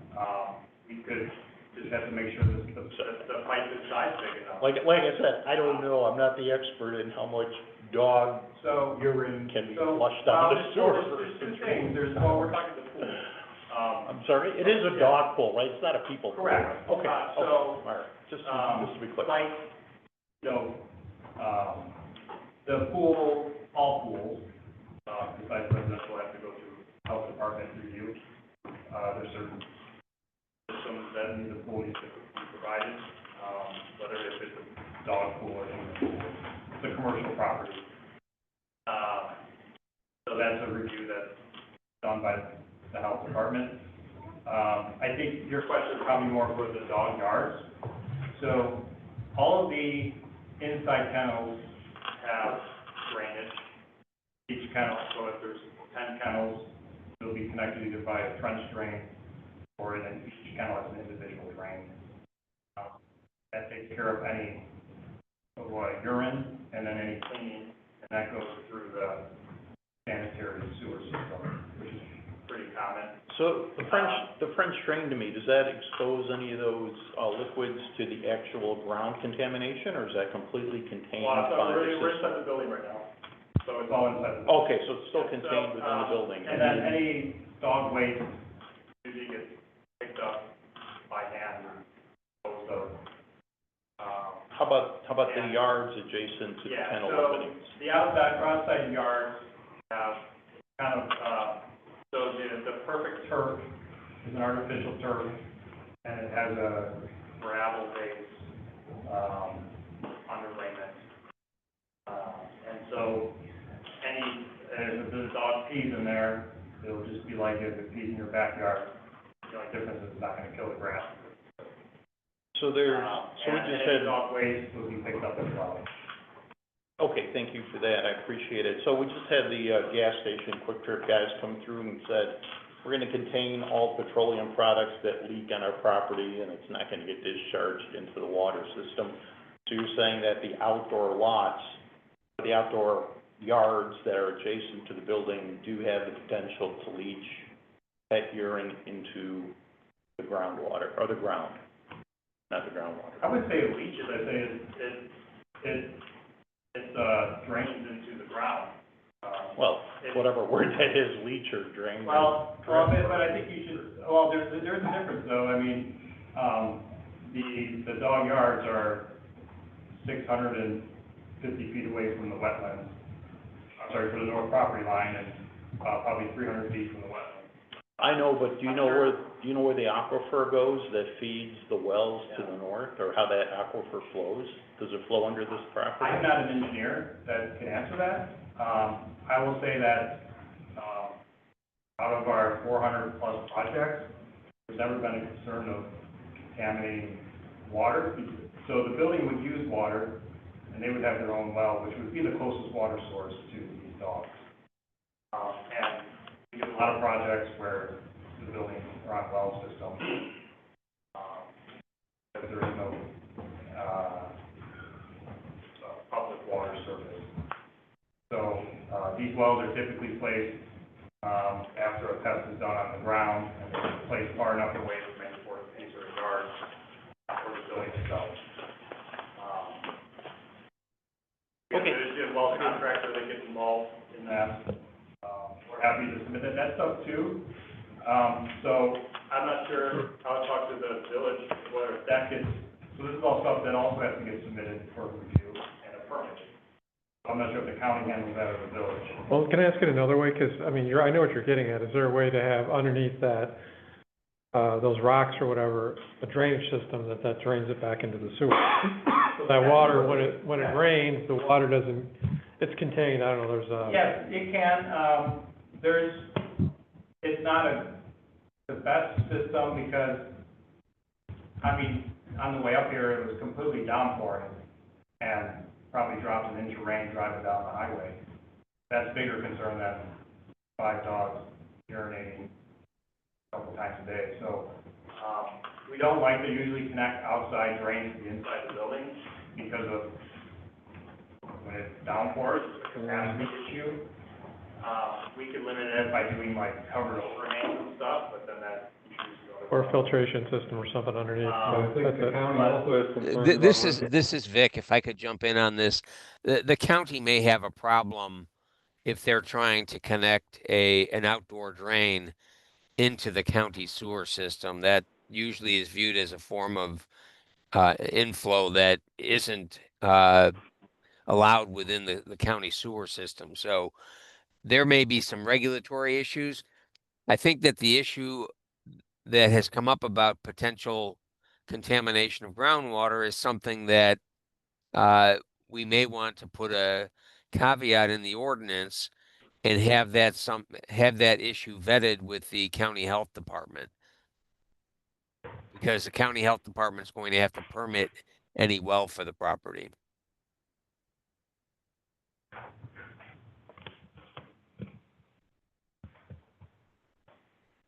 Okay, other feedback? So the sound mitigation plan, is clear in the application, there any studies done? Yeah, so the sound mitigation plan was presented, I would say, studies, 400 plus projects done by our company, quite a bit. It's pretty substantial. A lot of our clients are repeat clients. We, as professionals, take a lot of pride in high quality design. If you look at our website, you're gonna see that. We're very passionate about what we provide, as a service and design. So the plan, the stuff we provided in the design of the property, everything goes into trying to control any sort of, or mitigate any sort of noise, and sound, and that includes smaller yards, solid fencing to prevent any visibility lines, putting entrances near the parking lot, putting the parking lot and the building away from the residential property. That kind of comes back to that 100-foot setback on the R1 district. If we use that setback, that building gets pushed north. And every board member on the planning commission agreed that that's not a great idea. Putting it all the way on the south was intentional to keep it as far away from the neighbors. Keeping all that vegetation as much as we can north of the building. Same thing, is we agreed to do that. Constructing this berm is another thing that can be done, and that's what we agreed to providing. These are all, and no outdoor kennels. That's another thing that we intentionally didn't provide. Having indoor kennels, all the inside walls are insulated, interior partitions and perimeter walls. Perimeter walls are required by code, but not the interior walls, but we insulate all the interior walls. We use mineral wool, we specify mineral wool insulation for sound. They're full height walls. Like I said, we take veterinary care very passionately. We do small kennels, like you saw 10 per room. That's what we like. We don't like doing rooms with 50 kennels in it. Double deckers, you see that often. That's not this. These are, and the kennels are also larger kennels. A lot of times you'll see 3-foot kennels. These are wider than that. There's a lot of stuff that we do on the design side that is a little bit tough to me, it's second nature, because that's what we do, but somebody's not. And so that's what the sound mitigation plan was showing. It was showing like the catch vestibule we have, the PVC fence. The PVC fence, the intent is not to absorb sound. That's not it. It's actually a sightline thing. If this was a solid wall and there's a dog on the other side, he's not gonna see you, but if it's glass wall, he's gonna see you. So the PVC fence is for solid. The detail we use is that it also has a board that goes underneath that prevents dogs from digging. Dogs like to dig through fences, so we provide a board detail that stops that as well. Liz talked about the quantity of dogs, keep small groups, and supervised dogs. So all this kind of goes into play. And so we were trying to capture that on the sound mitigation plan, because that was just discussed as a board, and we, it was mentioned that it needs to be submitted before final. It was submitted like 2 days after the plan, so we're not waiting for final. Submitted it right away, and that's what was shown on the screen. And we answered any feedback on that plan submission. The last question to the owners, is there any scope for timing, we moved from 6 to 8 and then close at 6? How is the business impacted by that way? Yeah, I mean, it's the difference between a dog being in a lodging for 2 additional hours overnight. Probably wouldn't be ideal.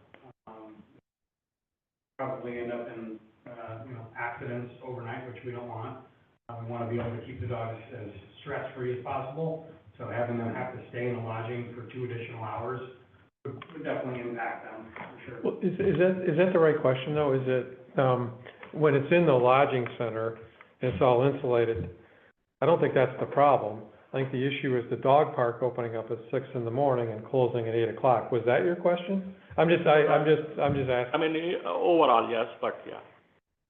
So, Was it the dog park, or was it? Dog park, basically, Yeah, the one we're more than happy to to adjust that. adjust the times for the The dog. other question I have for the residents, you guys are talking about the impact on the property value. Do you have any studies, nationally or regionally to say that this has impacted? So it's the applicant's burden to provide the evidence that there will be no impact. But if a continuance is granted, back to the planning and zoning board, I do have a appraiser who I could talk to.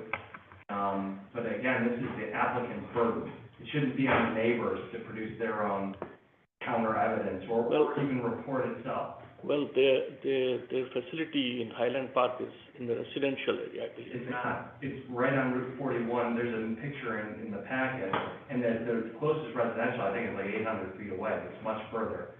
It's commercial, it's the highway, then their property, and commercial, then the railroad tracks, and then on the other side of that is the residential. According to your own documentation, 533.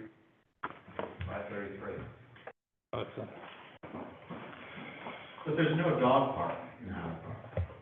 We seem to keep missing that this is a big, significant difference, that there is a public dog park. Do you guys have Public. section to move the timing?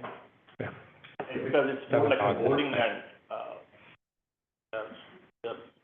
I just feel like there's a lot of questions that need to be answered that aren't, and that I think the best thing for us would be to get more time to look at this properly and answer these questions. I mean, there's been tons of questions asked of the applicants that they don't have the answers to. At this point in front of the board, I would assume that the project should have all the answers. Where's the pool gonna drain?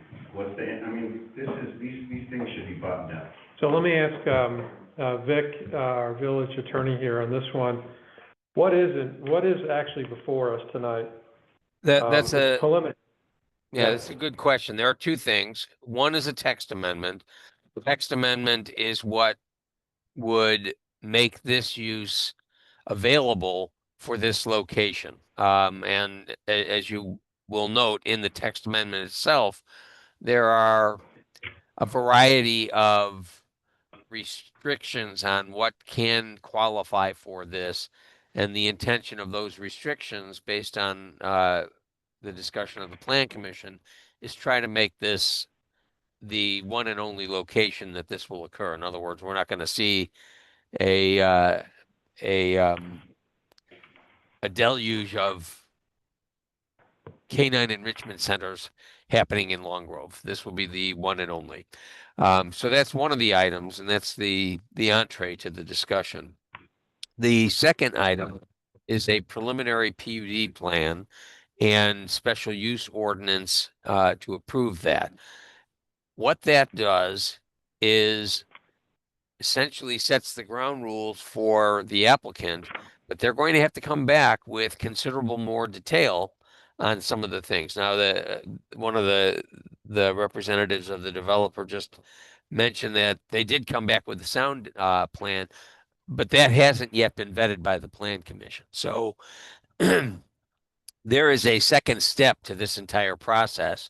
And the neighbors who, at least some of them have gotten notice, and at least from the information we received from the applicant, all of them did receive the required notice. There will be a second opportunity for all of these things to be covered. So I think that for the many questions that have come up tonight, they are not yet items that were expected to be etched in stone, nor to be fully answered, because what we typically do with a PUD is we grant the preliminary approval so that the applicant has the confidence to spend the time and effort and resources to develop far more detailed plans and come up with answers to some of those questions. So certainly, I appreciate that there are concerns that the neighbors have raised and the board members have raised, but a lot of those are things that are probably a little more for down the road consideration than for answering at this time. And we can make sure that those things are brought forth as part of the application for the final PUD. And if they're not satisfied, then they may not be able to ultimately develop this property in the way that they're thinking. So Rick, my question is, since they already have a sound mitigation, that's the biggest one. If they have the sound mitigation plan incorporated to us in the preliminary PUD hearing or approval, we have to take a look at that comprehensively. Well, I'm sorry for interrupting, trustee, but the sound mitigation plan came after the plan commission's hearing was completed. So it hasn't been vetted. They've submitted it, but it hasn't been vetted. And so I don't know that there is anyone at this point from the village side that can say with any confidence whether that sound mitigation plan is sufficient, whether it is going to be effective, whether it needs to be supplemented, or whether it is the gold standard of sound mitigation. And that was why it was a condition of the plan commission, because they had the same but I think that for the village board to take this up at this time without having that processed through our plan commission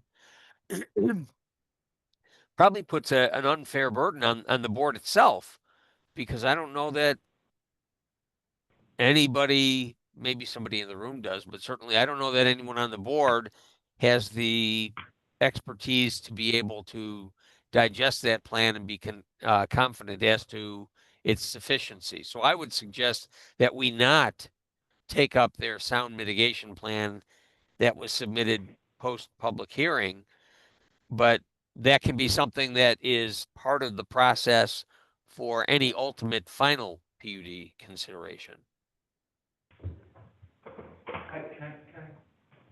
Oh, you can make a comment. Just keep it brief though, because it's already after 9 o'clock. Yes, sir. So, Yes. thanks, Vic. Vic is a very highly respected attorney in the field, I know, municipal field. And I think Vic would agree with me that the final PUD is actually more of an administrative step. It's to confirm that the plat is in substantial conformity with the preliminary plan development. So our thought is, you should get it right the first time, because that's what the applicant is ultimately gonna be held to account for. So that's why I think that going back to the planning and zoning board is the right thing to do, rather than pushing this through tonight and then waiting for a plat that has to be in substantial conformity with what's been submitted here tonight. Dick, you want to comment on Well, that? Did you hear that? yeah, and in some ordinances, that's correct. But given the preliminary PUD ordinance that's before the board tonight, and I have a couple of changes which I can, suggested changes, which I'll talk about later when the time is right.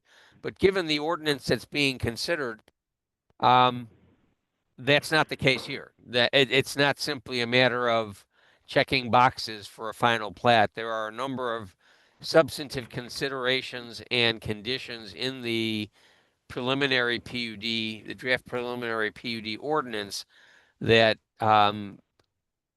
makes the obligations of the petitioner still fairly substantial, and still leaves for the village to do considerable additional vetting and review before this goes forward with the final. And the final PUD may have yet additional conditions on it based on those additional reviews. Hey, so let me just try to come to a conclusion, because it's like 9:20 already. So we have the option of basically approving this. We have the option of just deferring it to the next meeting. Obviously, we could deny it. Or we have the option of remanding it back to the plan commission, right? I'll just go around the room and take a poll and see what do people think of this, where we're at tonight. And I'll start with whomever wants to go first. Trustee Harris. He does. Thanks for stepping forward. So as far as remanding back to the PCZBA, would that be for sound and contaminants? Those are the two. Property value. Property value, okay. We also want to look at property value next to a vacant, dilapidated lot as well, right? So, okay, so the big issue is the dog park. I mean, that's what it sounds like to me. I don't necessarily, I think deferring it makes more sense than referring it to the PCCBA at this point. Just deferring it to the next meeting is what you would say? Yeah, it's just a lot to take in. This is really, I know they came and presented a long time ago, but yeah, there's a lot going on. And we received the attorney's letter today, the objections today. I think I need some time to digest them. Okay. May I suggest, suggest maybe is the right word, to the point that Vic made about the two things that are in front of us today. A is whether or not, we want to amend the zoning language to allow this use on that parcel. Frankly speaking, I'm in favor of that. I think that if the bugs are worked out and mitigated, then, section B, we sort of need to give everybody a little bit of time to get together and see if they can work the bugs out, and the plan commission maybe to look at the limited scope of the things that we want to refer back to them. But I think, in terms of the business in front of us, I'm all in favor of, moving forward on changing the text amendment, and then, referring the pieces back to the plan commission for review. So you're saying Part of final pass the approval? text amendment and then not the second resolution? Yeah. And refer that back to the, Well, so if we refer the whole thing back to the plan commission, does the whole thing get reviewed by the plan commission, or just so? Vic? The final plan would be reviewed entirely with the plan commission again as a condition of the preliminary PUD. Thank you. all right, so let's hold that thought. Yeah, right. Trustee Tanucci. I'm opposed to referring it back to the PCZBA. Okay. But would I'm you, I'm sorry, I'm prepared to vote. on So you would be- A and B? A and B? Okay. Let's go to this side of the room and, Rita, I'll just pick on you. I do think we need some more pieces of the puzzle. Okay. I don't think that the plan commission should be asked to rehash what they've already given us. It seemed to be a thoughtful, piece that we got from them. Perhaps on the new items that have come up tonight, the questions that no one has an answer to right now, maybe we could pass that by them if ever. Yeah, I would like the residents who are proximate to this, to this park, I'd like for them to have their voice, have their say, and be able to come back if, not if, I'd like to see them to come back. So what do you, help me interpret, And I'm fine with deferring it. so you would defer it, okay. And that gives the owners a chance, I think, too, to, maybe zero in on some items that have come up that maybe they haven't thought about. I agree with the gentleman who lives in White Oak Estates who said, this would be a welcome business. His concern is it okay here? and parenthetically, this is just a personal comment, when I look at the map and I hear that every dog there is going to be on a leash, I don't know what would compel an owner to walk all the way to the back of this property with the dog. They're on a leash, right? I know people that they don't even do 500 steps a day, much less, you know, whatever the club is, right? So. Confused at that. I think they said they were gonna let them off the leash when they get into the park. The You're dogs talking are about let red- off leash. You're talking about the residents? They're off leash in the, In the dog park. Yeah, they're off leash. okay, I'm misunderstood, okay. They're on leash going into the dog park. Correct. I gotcha, thank you, okay. So your deferral is what you're saying? Bring it up, some time to work out some more stuff before the next meeting? I think it seems that way, that we need that. Okay. I think that the applicants need it, I think the residents need it. Yeah, but not remand it back to the plan commission, just defer it, okay. All right. Trustee Jamil? I agree with Harris and trustee Harrison, trustee Connor. I think there are not a lot of things. I think he already came up with some mitigation. They agreed to consider the park timings. Not a lot of things we have to fix. I think it's minor. If they can alleviate the concerns of the neighbors about the noise mitigation, and they're willing to set the timings of the park a little bit later, 10 o'clock.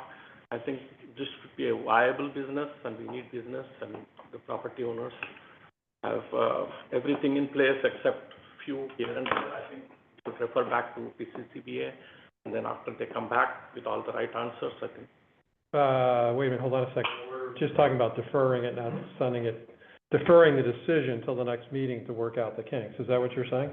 No, I'm saying that, with the sound mitigation, as they already submitted it, before we give a preliminary PUD approval tonight, I think they should go back to the planning commission, because as Vic said, they're not experts in what the sound mitigation plan they have proposed.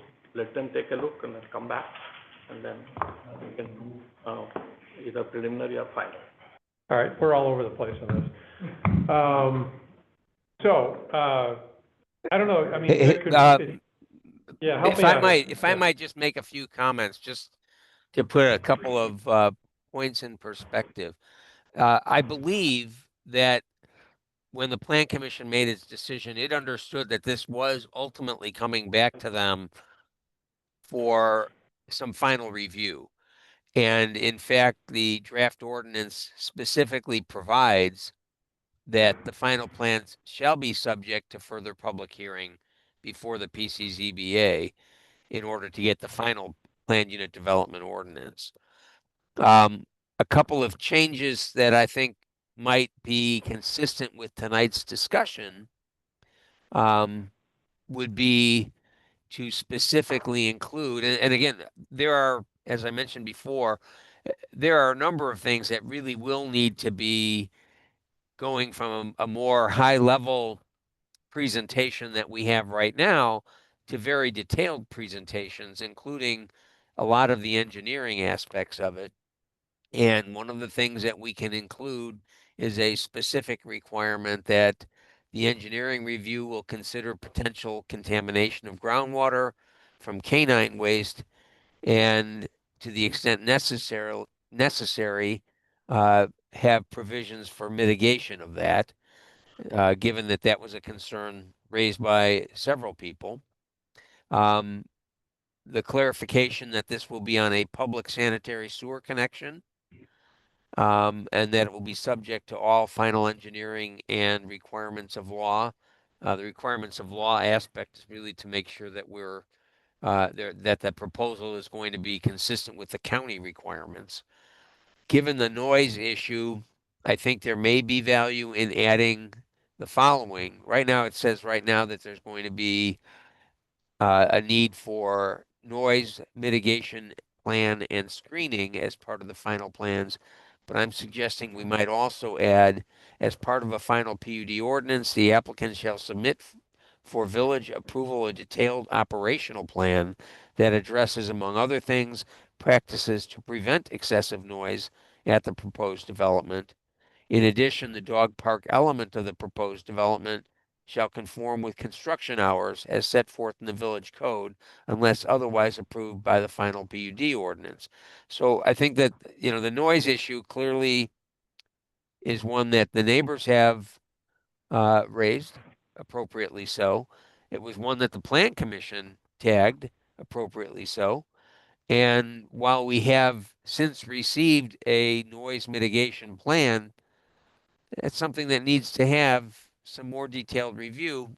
I'm not confident that we even have the right person to look at that. Maybe Jeff has somebody in his office, but there needs to be somebody with the expertise to understand how the noise is generated and what the impact of the proposed mitigation steps are to address that. And I don't think that that's likely to be accomplished by deferring it 2 weeks, although I think that there might be other reasons to defer it 2 weeks. So I think that from my perspective, if the board is inclined, it can either act tonight or defer it, but I would not suggest that we send it back to the Plan Commission at this time, because one of the reasons why the Plan Commission gave it the preliminary approval with the expectation of coming back is because of the additional cost to the applicant to grind out many of the details needed for a final PUD. And to do that without knowing that they even have the preliminary PUD is a far riskier proposition. And that's how we've done PUDs generally in the village, so that we're not having somebody chase their tail too far without any assurance that there's support for the proposal. All right, so let me just try to bring this to a conclusion. I mean, So one question to Vic. If that sound mitigation plan was submitted with the initial application, the PCCBA, are you saying that they don't have any expertise to study that and give their opinion? I'm saying that the sound mitigation plan first wasn't presented to the PCZBA. It was something that the PCZBA asked for. Second, usually when the village gets a plan that has technical elements to it, the village will retain a consultant to evaluate that plan. Gaywalt Hamilton does the civil engineering, the traffic and the like. But if we have something that is beyond the expertise of their office, and I don't know whether GHA has a sound engineering team or not, but if not, then we would need to actually go out and get someone. I don't think that we would anticipate expecting the Plan Commission just to read it and say, oh, it sounds pretty impressive to me. I think that we want to have someone actually with the expertise go through it. So here's what I think we should do, because it's 9:30 at night. Got one more or two more things to do tonight. I think somebody should probably make a motion to defer this to the next meeting. At that time, hopefully, a more concise revision to the resolution can be written that address some of the things that came up tonight. Other questions get answered, and then we can consider advancing it or not at the next meeting. Does somebody want to make a motion to defer it? Okay, moved by trustee O'Connor. We're packaging A and B together? A and B together, yes. Second. And second by trustee Harrison. Just do a roll call. Okay, trustee O'Connor, motion to defer. Trustee Harris. Trustee Kloski. Trustee Jamil. I would defer. Defer. Abstain. Abstain. Okay, that's a yes. Go ahead. Trustee Tanucci. Aye. Okay, so it's been deferred to the next meeting, so thank you. Thank you, everybody. Thank you. Okay. Village engineers report, you have 2 minutes. Thank you. stuff on here. Yeah, I know, all of it's good stuff. 4 quick updates tonight. One, the Village Hall expansion, work is coming along very nicely. If, you didn't hear President Jacobs this morning, or meeting, excuse me, he said that the carpet is in there, so everything is, pretty good and finished, I should say. Chris, you can, jump in if you want to, but plans are still to move, staff over there next week. Last I heard. Next week or two. It was next week, but they're buttoning up a few things, so. We've got a, meeting with the contractor and the architect tomorrow to get a status update. We can provide more information after that. Also tomorrow, we're opening bids for this year's, road maintenance program. So once we get those, we'll, provide our recommendation over to the village for discussion and consideration at the next board meeting. Arlington Heights Road, construction is moving along quite nicely. The west lanes, which are the southbound lanes, are complete, and for the winter, everything's on the eastern lanes. That is to, swap over tomorrow, so all the traffic will then be on the new lanes, so that they can reconstruct the eastern lanes. Sure that'll be a little bit of a learning curve if that happens tomorrow, but, project is moving along nicely. Last thing, You want to point out about the Arlington Heights Road and Old McHenry Road, northbound will be 1 lane for a while. Whether you go left, straight, or right, 1 lane. Ooh. They can alternate. yeah. Just so you know.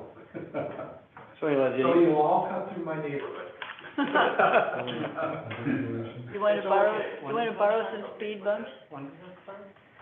Well, pretty soon. It's tomorrow it starts. The transition starts tomorrow, but I don't know when they're gonna do the 1 lane. We should put that out via email, like 6 AM tomorrow. Yep. Dana's taking notes. But yes, the area is under construction, Lake Cook Road, Arlington Heights Road, so if you're like me, just avoid the whole area. Last update, Archer, lot, bioswales and drainage, we're gonna go out to bid for that project, in the coming weeks. Recommendation will be coming after that, and then to get that, work done this fall. That's, all the highlights I had. Question? One comment, one question, one request, one question. Request the railroad crossing on Town Line Road, just west of Diamond Lake Road is an absolute disaster. Oh, that's true. Oh, it's a disaster. So I go through that all the time. I go through this one today. Okay, Yeah. can we get So on? can we get it fixed? Notify the railroad? Yeah, good point. If they're not aware, to at least get out there and. Sure they are, but. Because it's a disaster. So we'll tie that to the Lake Eleanor Estates project, right, Chris? Well, Yeah, but you're right, it's really. It's really Yes, bad. it is bad. And it's Yeah. slowing traffic down and. Yeah. And I go through there all the time. So I appreciate that. My Thank you. question to engineering, so Aptekissick Road looks nicely done. Why do we have asphalt on one side pathway and cement on the other side pathway? I mean, is there any method to that madness, or is it just It's busting? because of the width. It's, over 6 feet, it's asphalt. If it's 6 feet or under, it's concrete. Considered sidewalk. Yeah, one's a sidewalk, one's a multi-use path. One's narrow, one's wide. Yep. Okay. Thanks. Thank you, appreciate that. Anything else on your report? What, number 7, what does that refer to?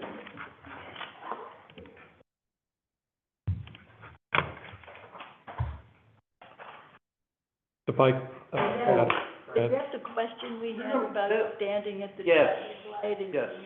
bigger Yes, they whatever? keep, blowing us off on that. Well, I mean, not responding to us. so why don't we just drop this? If the, Got it. okay with that, Got it, whatever. what's that, drop it? Well, they keep blowing us off, well, how long are we gonna wait? Yeah. well, you can keep asking. Yeah, I'm gonna- just keep asking every couple months or so. Just annoying. Okay, so, anything else on that? I'm gonna, no report for me, except that we do have to go into executive session. There's an item we have to talk about. We do need to do this. So that's all I have for my report. Trustee Browski? I'll report on my assigned responsibilities, but questions on a couple of things. We did budget possibility of pickleball court. in this year's budget. I wonder if anybody's working on that, and if not, and if they need some help, or if so, if they need some help, let me know. That was one. And then the second is in, potential opening of New Village Hall. I'm wondering if anybody's working on that celebration, what that activities and events would look like. Same offer of help if anybody needs some help, or maybe we should ask somebody who is maybe starting that process. Grand opening, yep. Okay, no report, thank you. Was that at Lemon Field? Sorry? Lemon Hill, Put it. yeah. I'm not sure if the park district will let us put it there. I think we need to look at it, right? We met with them and they were very excited Oh, you about did? partnering. Oh, see, okay, we didn't know that. Yep. We didn't know that. So, I working think through the we gotta details. Give somebody possessions and take a piece of the action. Hey, pierogi at Lemon Hill, how bad can that be? All right, trustee Harris, any report? Trustee Jamil. Yeah, I have a quick question. A couple of weeks ago, I think you sent us an email asking WIC to provide guidance about this affordable housing compliance. Did you receive any answer or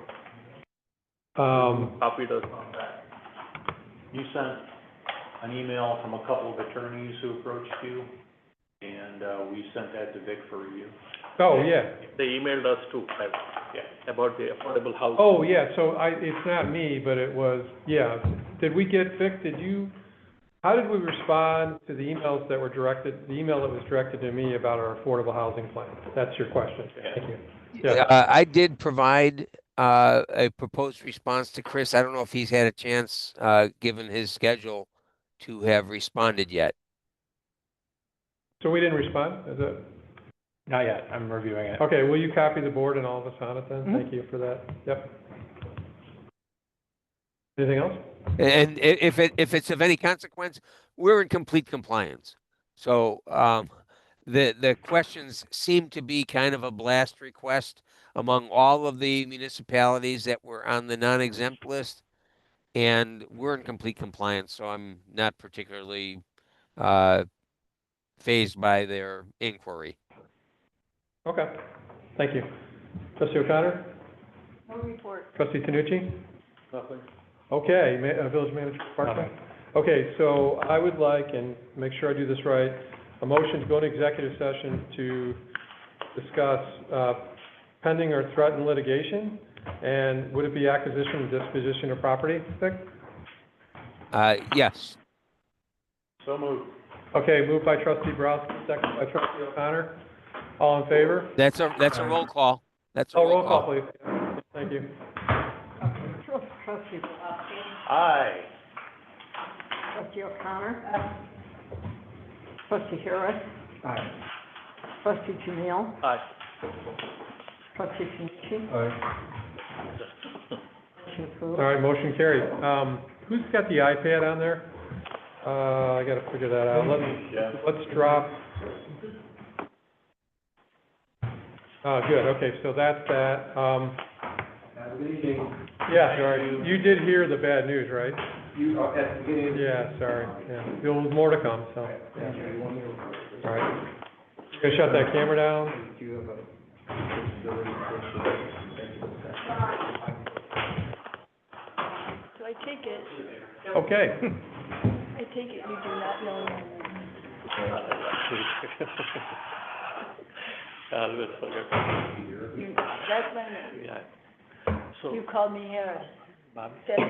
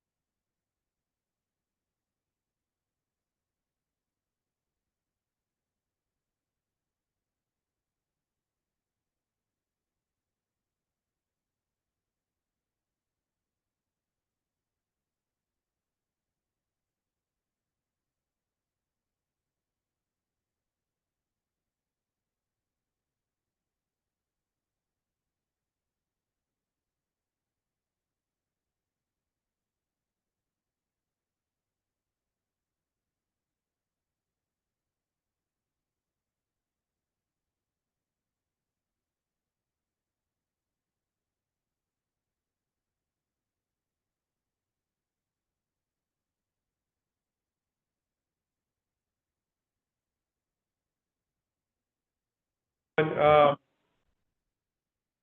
would like a motion to adjourn the meeting. Moved by trustee Camille, seconded by, trustee Harris. All in favor? Aye. All right, meeting adjourned. Good night, everyone. Good night, everyone. Thanks, Zach. Thanks, Nick. All